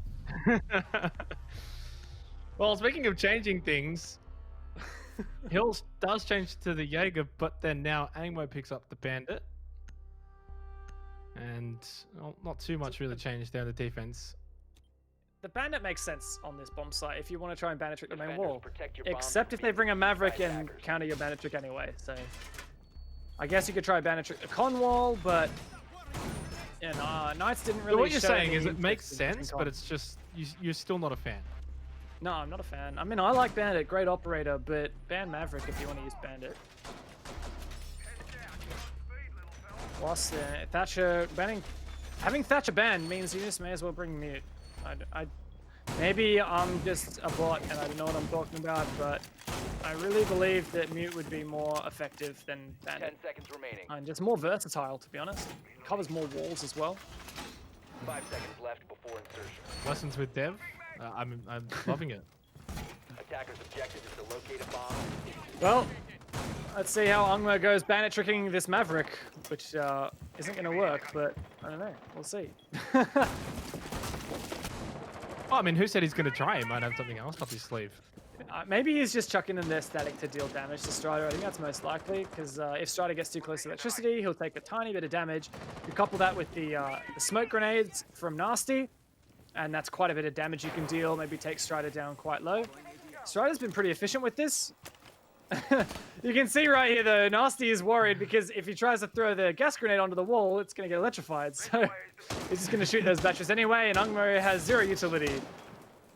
And the Bandit is even more pointless. I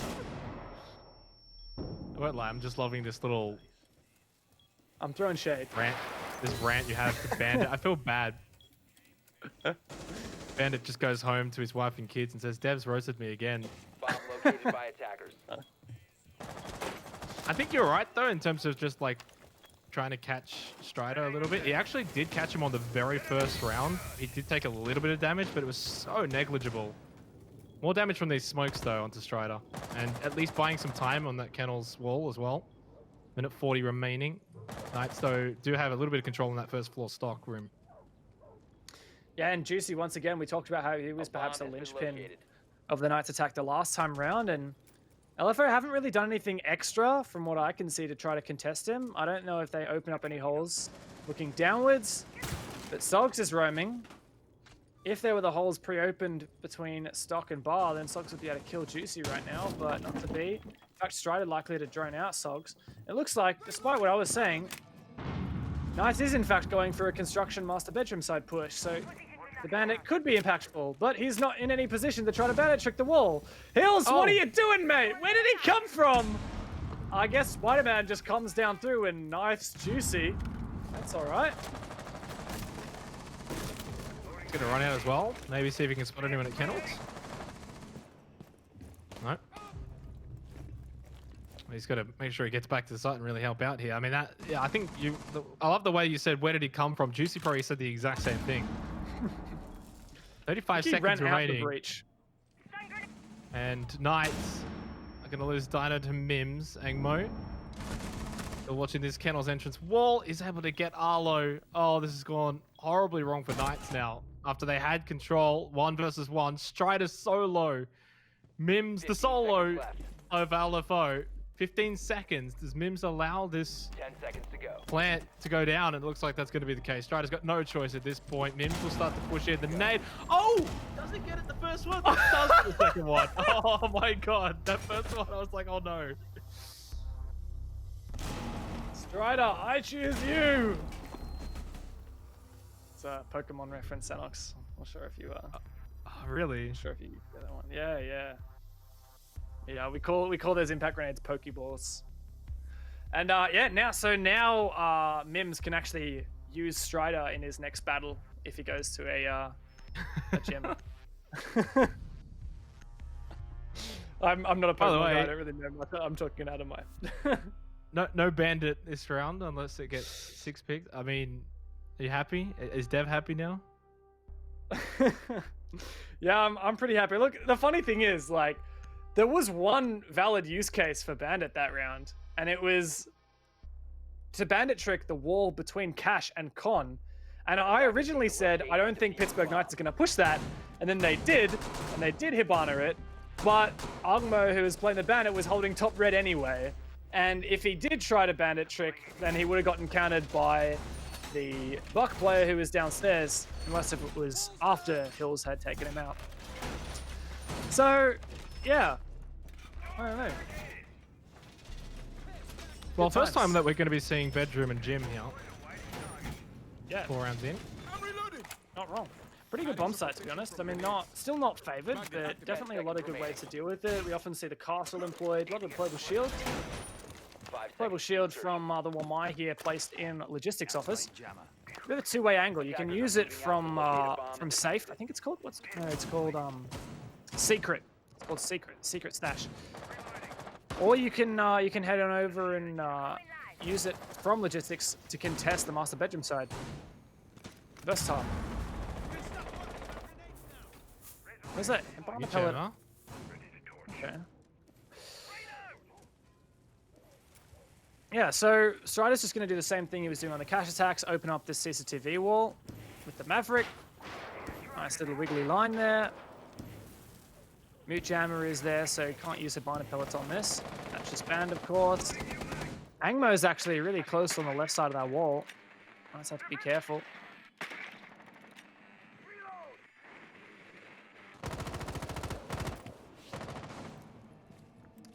Let's just take kennels into CCTV cache, pushing from that way. Then you've also got the balcony, or bedroom balcony. They want to play from there. 2 minutes, a lot of time, but a lot of the direction coming from that eastern side. Kennel's balcony. Angmo just holding top red though, just in case they want to rush through here in a blaze of glory. Wall fully open now. Angmo is vulnerable to a quick peek. Gonna take a bit of cover behind this wall. Oh, spots the player, but it's a great shot from Arlo. Once again, a little tap with that suppressor on the LMG. Few Habana pellets, but the Mute Jammer jams all but just the far right. Doesn't matter for Juicy and Arlo though. They're gonna go deep, take control of cash, put it in their own hands. In fact, Juicy's just gonna keep on heading on through office. Might catch Sogs off guard. A bomb has been located. All with the barbed wire though, giving away the information is in logistic. Minute remaining. A lot of time still at hand considering Knights' position. Dino and Juicy both finding a pick. There's only 2 left now for LFO. 2v4 was their specialty on Kafe. 2v5 will have to be their specialty here. Picks all available there from Nasty. Does get Strider low, but not enough to get the job done. 1v3. Sogs has got a bit of a chance here. Everyone's quite banged up on the side of Knights. It won't take too much. Pushing through construction now just to his right-hand side. Never mind, caught out. Knights win the round again. Now, Arlo likes to go pew-pew with his little gun thing. LMG, pew-pew. That's my analysis. I think most guns in this game go pew-pew. I mean, I may be wrong. Yeah, but I like it when Arlo does it because it's the suppressed LMG, and I just think that's hilarious.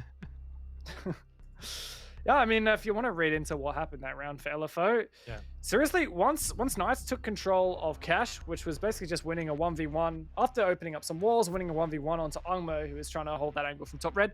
After that, they just went full send. It was Juicy and Arlo, kept pushing all the way into Con, and then Juicy all the way into Logistics office, and yeah, just kills kept going from there. It took ground without really too much contention at all.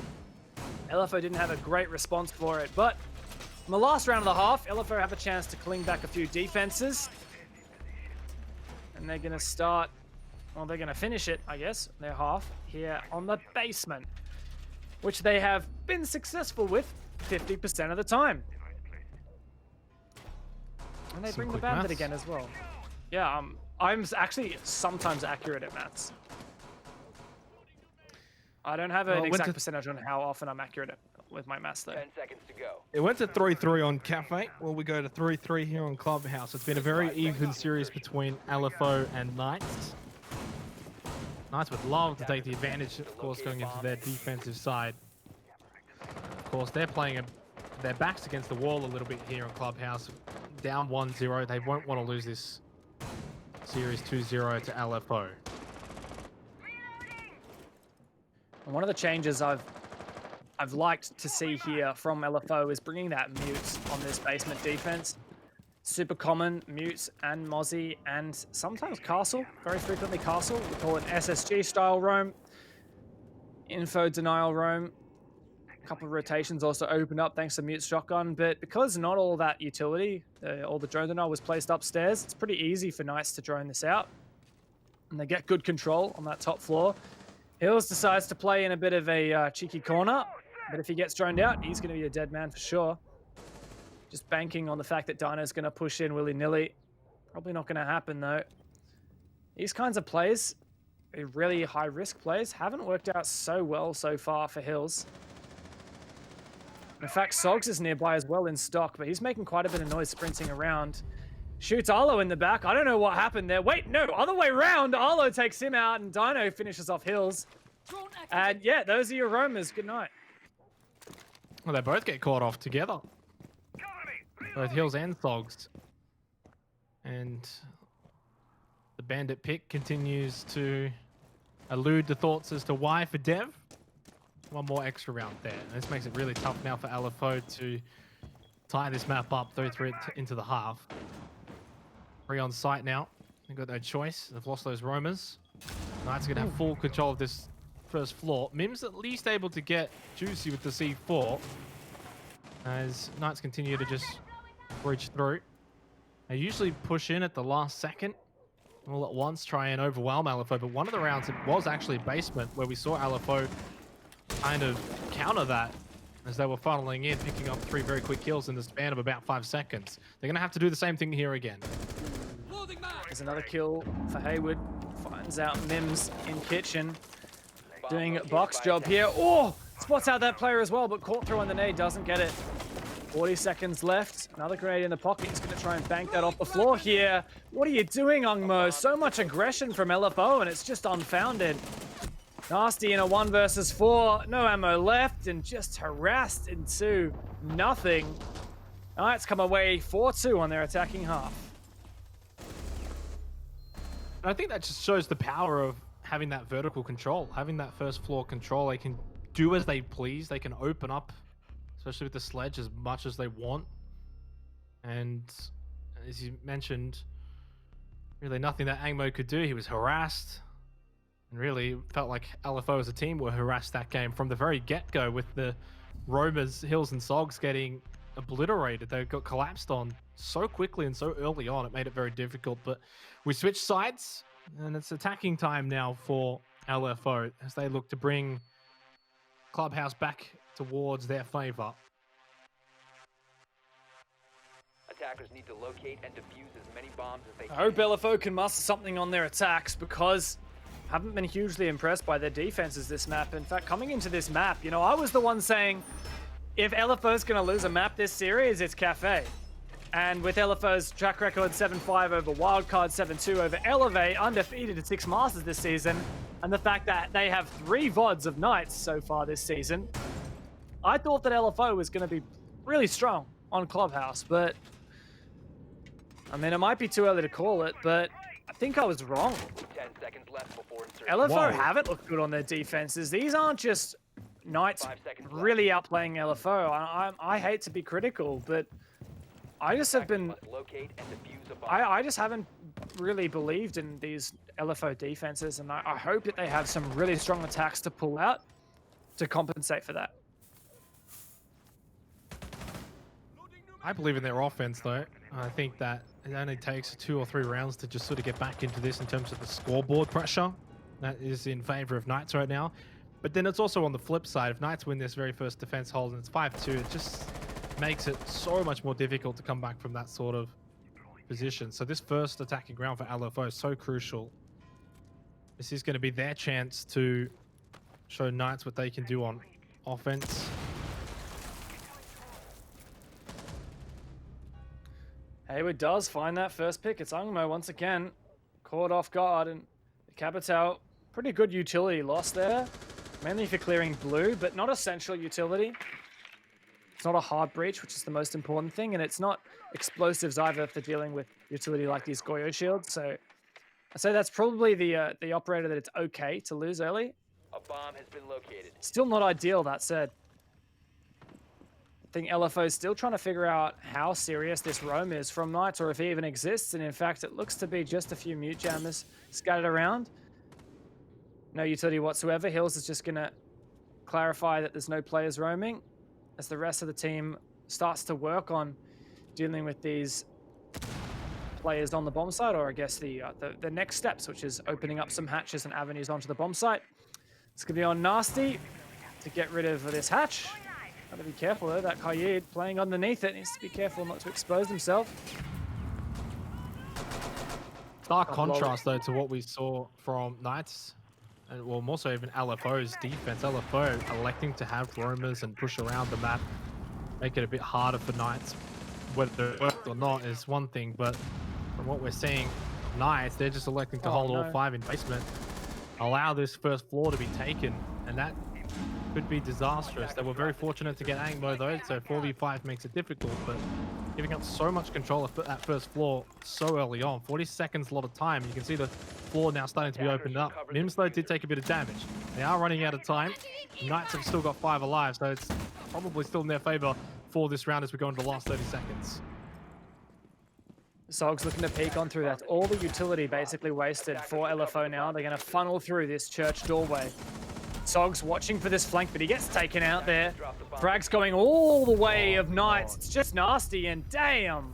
I think that was a 4 versus nothing. Nasty was the only one to find a kill, I think, there for his team, and it was a team kill. So, yeah, Knights looking so good on that defense. LFO, bit of a mess. And that's unfortunate too, because now it just seems potentially that Knights might just run away with this one here in Clubhouse and we get another draw. And for LFO, you know, they played so well on Kafe. They had so many clutch moments, both defense and offense, and deservedly won that map. And you said that was the map that you would have given to Knights, and you would have said LFO take out Clubhouse, and yet it hasn't been a performance I think they would want to remember on Clubhouse. But in saying that, Knights have played this really, really well, both offense and defense so far. Attackers need to locate and defuse as Yeah, it rings true with Knights' previous performance, 7-2 over Kanga, 8-7 over Sinister, which Sinister's been a good Clubhouse team.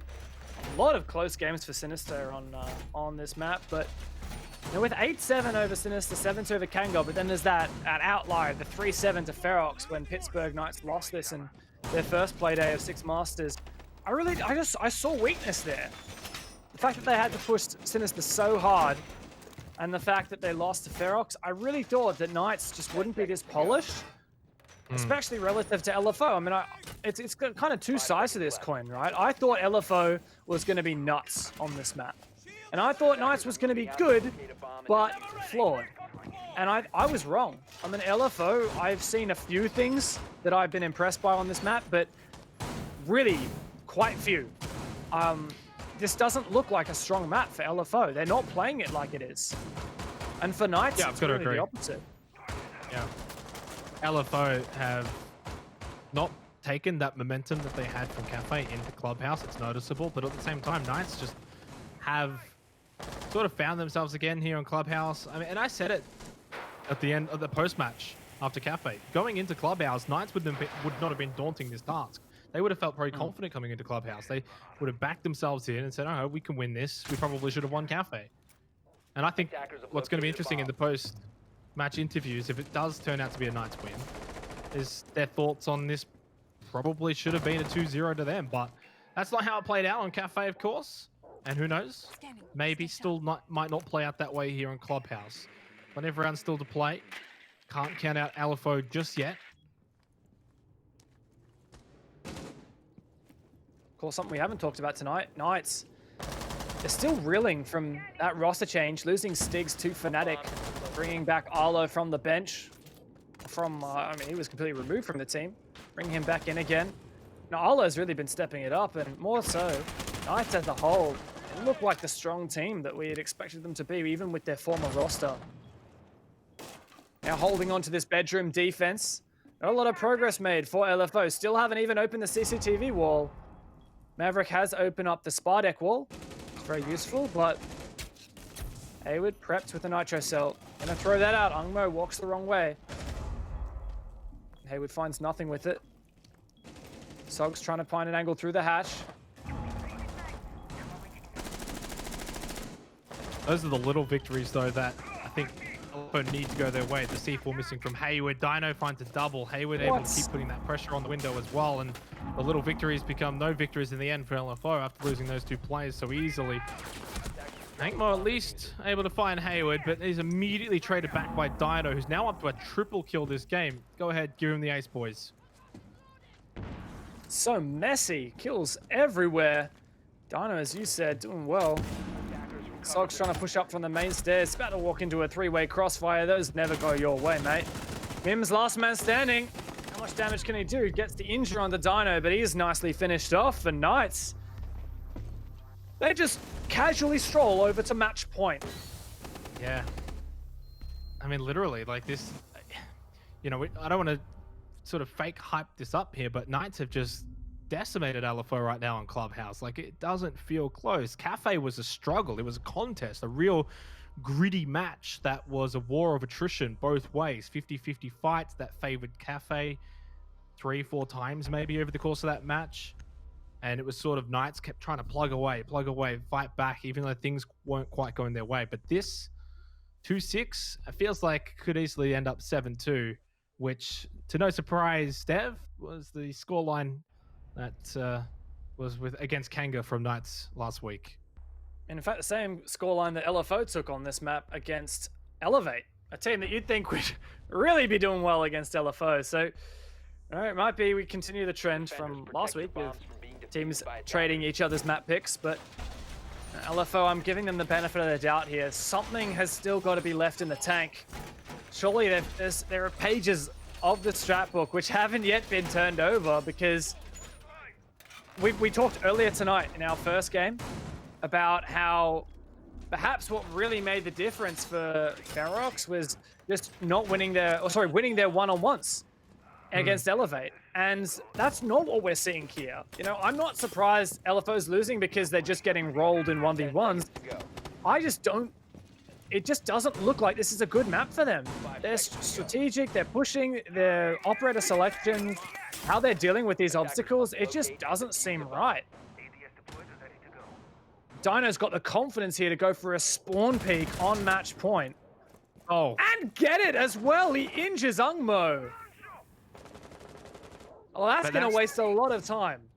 That's what you want, though, on match point, is to be that aggressive. Make it so much harder now for LFO. The doubts in their mind. Look how far back they're playing at Kennels. Like, they are scared. Expecting Knights to be aggressive and very confident in this match point round now that they are so far ahead. They can maybe do some more risky things. But this has just been such a bizarre sequence of events here in Clubhouse. You mentioned this looks like a poor map for LFO. Well, when they 7-5 wildcard, 7-2 against Elevate. Like, this is supposed to be a decent map for LFO, and yet they're just about to be completely swept off away. 7-2 if this round continues the way that it's heading, with Sogs going out early. 2 minutes remaining. Knights in the driver's seat. So what is the situation here where LFO bring it back in a 3 versus 5? Ungmo low HP. Knights not a lick of damage to any of their players. Hills, Nasty, and Ungmo pushing from the Kennels side with all of his soft breaches dead. Ungmo's trying to just shoot off the soft part of this wall. He finally gets it done. Nasty looking to push Garage. It's the next step. Player on the rafters he's got to deal with. If he peeks in as well to take that fight, he's got to deal with the lounge angle. And there's so much barbed wire, even if he does take Garage, he'll likely get exposed to the cash angle as he walks up. I really have to see a big play from Hills or Ungmo here in order to make this work. And Hills is just so lost. Gonna jump back down, maybe push up top red. Knights aren't giving LFO a damn thing here. And the thing as well is Angmo on Kennel's balcony. I mean, he's so low as well. There's no way he can push in. Up in rafters. Nasty's low here. Won't take too much to finish him. He can't push up that far high. Too slow, and he's got the diffuser as well. It's down. This match is over. Knights are going to take this 7-2 cleanly on Clubhouse.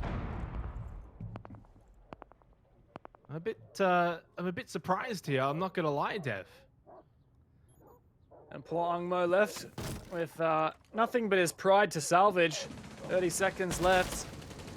There's only one way you can end this, Ungmo, and that's by giving it your best shot. Player runs outside, bit of BM, does a bit of damage to it. Surely they're going to re-peek that. Knights want to tell LFO that they mean business. A 7-2, and Ungmo's not going to give him the satisfaction. Again whiffs his shots. Surely he loses this. Knights want to show them who's the boss. Another kill, and he gets another one. Finally, they hunt him down. And Knights take the map incredibly dominantly, a 7-2. Well, I think the scoreline definitely tells the story in all aspects there on Clubhouse. 7-2. Knights convincingly, and a stark contrast to what we saw on Kafe, where, as I mentioned before, it really was a struggle between both of the teams. And I can't wait to get their thoughts in the post-match interviews to come as well, Devin. I think definitely Knights, you know, the mindset of how do they feel after that series, knowing they probably could have taken it 2-0, more so than LFO could have. Yeah, definitely. I feel like Knights had such a strong position there. And imagine if these maps were the other way round and Knights won the first map, Clubhouse, and then we went on to Kafe and LFO just edged out those victories thanks to the clutches. If you're Knights, you'd feel robbed. And I think that maybe it was the fact that Knights had that blunder on Kafe, their own map pick, and they lost those advantageous rounds that gave them the fire they needed to come back so strongly on Clubhouse. I think you're right in the sense of feeling robbed, but you've still got to give credit for those 2v4s that happened in favor of LFO. At the end of the day, you've still got to get the job done and clutch that out. It's not an easy situation or an easy thing to win. So how much of it is like sort of choke? Like Knights will probably feel like they really threw that away on Kafe, whereas LFO will feel like they really like thoughtfully won that and earned that map win on Kafe. So in the end, I think both teams sort of walk away happy. Knights probably feel like they left more on the table though. Yeah, I mean, both of these teams, I'm just really surprised. I feel like LFO just won so many unfavorable positions on Kafe, and Knights are going to be disappointed with that. But also LFO 7-2 on Clubhouse. I really thought that was one of your best maps, and that's all you've got to show for it. That's a disappointment as well. But I also think, you know, to just sort of reel off here on LFO, coming into 6 months this season, not a lot was expected. And yet now we're sitting in a position here where we're saying they may have sort of thrown a decent position away and we were maybe expecting them to do well, right? So I think that in itself is a small victory on the season as a whole for how LFO has been going. They still draw. They're the king of draws. They'll continue that going into at least next week. So I think that they can feel like, okay, we're that one step closer. We didn't quite bring it on Clubhouse. Put in the work, come back next week and potentially get that 2-0, which next week, you know, looking at it, they've got Ferox. Like, I think that's going to be a really, really good matchup between both teams. Both teams will feel like they should be able to come away with 2-0. They both should feel confident. Yeah, Ferox has been a team that I've seen going all over the place. Really great performance tonight in our first game. LFO, and they started so strong on Kafe. I think they've got to be happy with that, even if Clubhouse didn't pan out the way that they hoped. We do have our first interview for LFO Knights. It is the coach, Enigma, from LFO. Welcome, Enigma. Love the suit. Looking good. Thank you. Thank you. Spiffing it up every single week as per usual. How many suits? At what point are you actually going to run out of suits? That's my question. Have you actually got one for all of your 7 games? I have one for all the games, and even a special one when we make it to LAN. Oh yeah, fighting words, absolutely. mate. Absolutely. So you guys, I mean, coming into this week, we know that you had some big words, you had some big claims, and I think you really showed your fans that they put their faith in you very well. With the first map, Kafe, you won so many deficits, but then Clubhouse, like what happened there? You guys, previously that was a really strong map for you guys, and something just didn't click tonight. I wasn't in the comms for tonight, so I couldn't hear what was going on. I could only see what was being presented in front of me. And while, you know, we did extensively, you know, we put notes, we watched their VODs and everything like that. Unfortunately, we just didn't work to what we were prepping for. You know, there were very common things that they were doing that, you know, each individual member of the team had specifically pointed out together.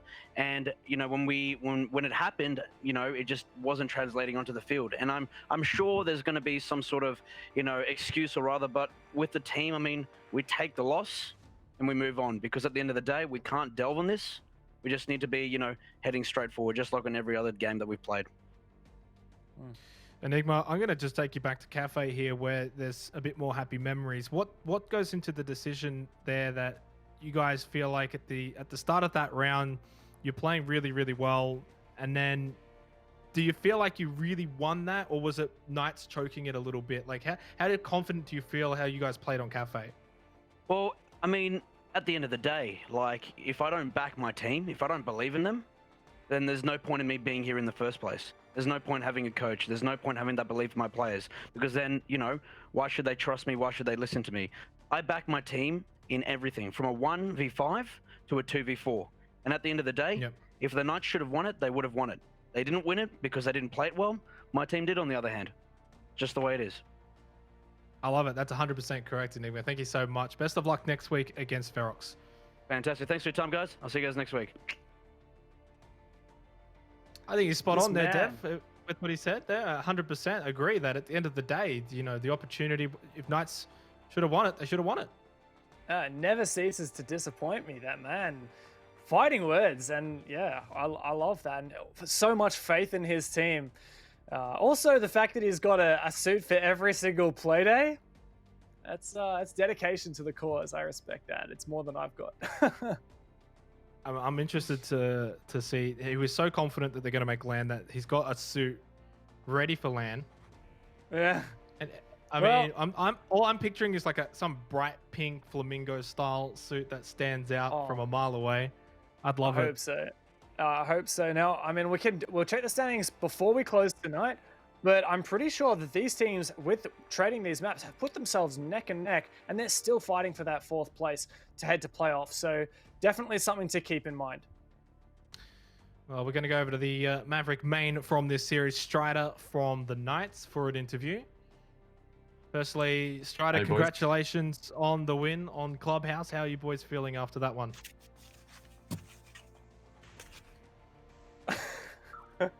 We're feeling quite good after that Clubhouse 7-2. Felt good. Yeah, wonderful. Nice tie there. Yeah. I like it. I heard that was in. Yeah, seems to be. So, mate, well, I know you guys just came off a really strong win on Clubhouse, and I do want to touch on that. But first, I just want to go back to Kafe. I know you guys have been pretty strong on Kafe, but there were just some situations that didn't seem to go your way. What was happening there for you guys? Yeah, honestly, we're actually not too mad about Kafe because we felt as though they were falling into all of our traps. In our minds, we won that map.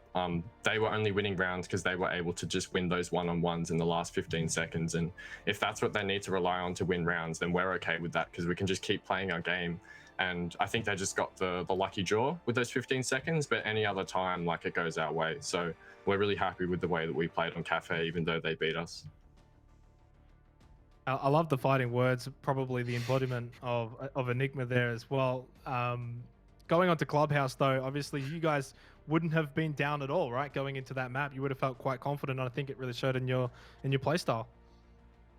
Yeah, I mean, we knew how they were going to try and play. It was obvious that when they gave us map control, we would just watch our flanks and they would just give away the first pick. As soon as they got aggressive, it hurt us. But then once we got back on top, we found those first picks. We just found that the rounds just collapsed on top of themselves just because they were playing so aggressive. So it's exactly what I predicted last week. Well, Strider, I love the fighting words. Best of luck next week against Elevate and for the rest of the season. Thanks, Xenox. Thanks, boys. Catch you later. I've got to say, the confidence is something that you cannot underestimate for a team that comes from the coach, then down, to the captain, and then to the rest of the crew. Everyone then follows suit, and everyone plays that way. And I think, as I said, Clubhouse, it showed. Yeah, very much so. Knights, like Strider was saying, in their minds, they won Kafe. And I think the fact that they didn't actually get that victory, they didn't get the 7 rounds they needed, the fact that they just fell short was exactly what they needed to keep the fire alive and really just make Clubhouse a serious show 7-2. So they definitely got a lot to be proud of. Well, Playday 7 of 6 Masters certainly brought us a lot of action as we recap the results. 1-1 to 1-1, both for Elevate and Team Ferox, which really was sort of just quite literally one map apiece, Dev. Yeah, we are actually at the exact halfway point of 6 Masters now, which is really exciting. Elevate Team Ferox was a really good one, and I think Ferox is going to be really happy they scraped away a win there. Elevate as well, they've a lot of pressure on them to close out this season. LFO Knights, I mean, that's just a rivalry we're never going to forget.